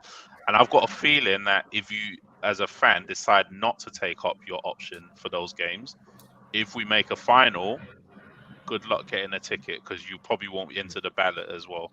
So it's a hidden little thing that's not been spoken about that much, but Arsenal have changed the way they're doing tickets. And I know for silver members, I think they're doing it differently as well. They've changed some of the way that silvers. It's now a ballot, isn't it? To get it's now a ballot. So yeah. I was hoping to get. Well, so far I haven't received an email or a phone call to get a season ticket. I am quite close to the top. I would say I think I'm in like 2000s. I'm in the 2000s. I'm sure I am. And 2000. I'm very sure. I thought I was going to get a phone. Well, so far I haven't, but I thought I would get a call or an email about getting a season ticket this season, and I haven't so far. But I know now it's everyone's a ballot. I think even with silver and red, it's a ballot. So I think they release a certain amount of silver season tickets, and then they do the same. We've got red, so you don't have to be sitting on the internet waiting to see if you can get a ticket. And I think Arsenal are trying to make it fairer, but I think it's going to be so much harder to get tickets now. Like I really, really do. And it's supply and demand. Or demand and supply. I guess the demand's higher, and I guess the supply is low. I guess the better thing is it's less of a closed shop. Mm. And it will annoy everybody who is in the closed shop right now. Because they were taking advantage. They saw the advantage of it, not taking advantage. But then there were other people who were trying to get tickets, who were always, unlucky, always on the outside of the shop. And making it more accessible, I think certainly is a good thing. You're always going to piss someone off when it comes to tickets. There's only a finite number. Definitely. I think it's certainly better than United. It sounds like it's getting closer to that, though. Where United, if you don't pick up your credits, you could just lose your entire season ticket. Well, and that would be the worry. You have to do 10 games now at Arsenal, and you get little badges now when you go on your membership. You get little trophies for how many games you completed, and then if you complete your 10, I think it's 10 or 12, something like that. You have to go to 10 or transfer them or give them to someone or sell them exchange. You can't just not turn up for a game, basically. It's not. Which is what it should be, shouldn't it? It should be. Definitely, it should be. Yeah. It should be. And at the end of the day, what we're all basically saying is we preferred it when we were shit because at least we could go every week. That's what we're saying. Yeah, when everybody who was boycotting going to the new stadium because they didn't like the new stadium, and we were also not playing that well at the time, didn't really care. Now suddenly that we're really good and don't necessarily mind as much about the stadium, they all of a sudden actually want to go to games. Yeah, I love how many people have crawled out the woodwork now and say Emirates really feels like home. Is that anything to do with the fact we're winning now? Is that we're attractive? It's a shame. It's a shame that when we built the stadium, I know it was a wonderful work by the guys, but it seems like they rushed a few things to get it through to get us there. They didn't have a lot of future planning ahead. Foresight. There's no room for development. The sponsorship deals that we signed were pretty crappy. I'm sure Mr. Hill would always used to say that at the time as well. You always say that our naming rights are useless now. They're pointless. We just have to give them away now. They're worth no money. Yeah. So, but they did good to get us in the stadium, but with a bit more planning, we could have got it. Well, that's it about things like 10, 15 years ago. Would you have thought that safe standing would even be considered as a thing? And that's one of the future-proof things that I think what we can't do because of the angle of the North Bank. We can't put safe standing in there. Yeah, it's those kind of odd things that you'd be like, oh, okay, maybe would have to redesign it. But I suppose on the upside, because it's a catalogue one, whatever Benfica do, we can just do the same. Yeah, true. Yeah, it's a very good way of putting it. Yeah. And the final thing, because we will wrap this up now. I'm going to put it on record because I know our good friend Jeff Oliphant. We've been talking about this. We are the only two people on this planet that actually really like the new Arsenal away kit. So, to those of you who don't like fluorescent kits, I like the green one. I like the green kit. I like the green kit. Sorry, the one that not the the traffic yellow warden one. Kit. No, not the green one. No, the fluorescent one with the lines and the No. I like no. I love it. I like the green one. The green like kit the green is one. nice. The green kit is nice. The green kit is all right. It's a bit dull, but it's all right. And I like the home kit. The little details around the AFC for the old school. Yeah. I can't wait to pay an extra 40 quid for those little details. I'm not spending 90 quid on a bloody piece of fabric, but no, I really like the new away fluoro kit. And like Jeff and I were saying, it reminds us of the Adidas equipment days, like the 90s, when it was all just like loud colours and wacky designs. I'm all about it. I love it. All those people that I love the black kit. Yeah, cry more. I mean, there's a goalkeeper kit. The goalkeeper one. Yeah, I'll definitely get the goalkeeper one. I think they've been clever with that, haven't they? They were like, everyone liked the black kit, did they? Here's what we're gonna do. We're gonna put a really big, we're gonna put quite a charismatic figure in it. We'll put our goalie in that. That'll work. Yeah, I like the home kit, but the white socks, they have to go blood. I'm sorry, it should be red. It should always be red socks. Other than that, I like it. I like the gold. I like the trim. Nice, but the white socks are a big no-no. Especially, as Jeff and I talked about, when you've got like our captain getting his socks the wrong way around and the lightning bolts on the inside of the calf. Martin, what are you doing? It's on the outside. Come on, man. Anyway, that's all I had to say about that. Right, But I'm not paying 100 Chris. quid for it. I'm not as rich as Fem. Who is? Exactly. Well, you're not far off, to be fair. You run London. Look at his Oh, bedroom. Like the listener said, he's got matching walls and bed sheets. That's amazing. I have I a can't good even- authority that bed spins. So. Oh god, this is a. And I've heard it through the grapevine. Boris Johnson does Karl's laundry. That's how rich he is. So, He Yeah. may wash some money for me. That's probably about it. But anyway, Yeah. allegedly. Anyway, Christopher, wrap this Yes. shit up. yes, we will get out of here now.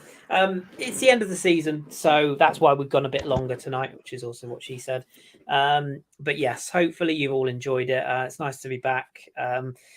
Plans for the summer are TBA or CBA. I don't know which way around it is. We will be around in the summer. In short, we'll probably do some quote unquote specials. We'll do a few lives. We might do some Q&As. We'll be around, but obviously we will take a bit of a break in between the quiet weeks because unlike some people, we like to get outside. We like to enjoy our lives, and it's sunny at the moment, so we're going to do that. But we will be around, so keep tuned to at the AFC podcast on the Twitter. If you have enjoyed this podcast, if you're listening on the audio form or if you watched it on YouTube, do hit the bell to subscribe, give us a thumbs up, leave us a comment. We do read the comments. Danny doesn't really do anything with his life other than sit up till obtuse hours of the night clicking comments. That's harsh. He does do. He sells on eBay as well. But and watches Pornhub allegedly. And he has a hard disk of. Anyway, let's move on. But yeah, in all seriousness, leave us a comment. If you like us, if you hate us, let us know, and we'll either completely avoid you and never speak to you again, or we'll give you a shout out. Who knows? Thanks to everybody who's in the chat today. You guys know who you are. You're all legends. We love you to bits.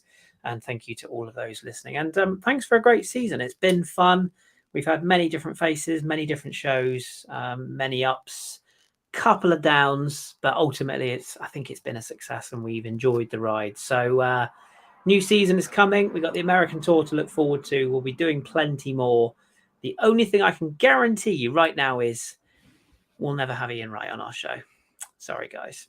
This has been an Arsenal podcast, a Bergkamp Wonderland podcast, no less. Thank you, Karl. Thank you, Femi. Thank you, Josh. Much appreciated. No worries at all. And to you, chat, and to everybody else.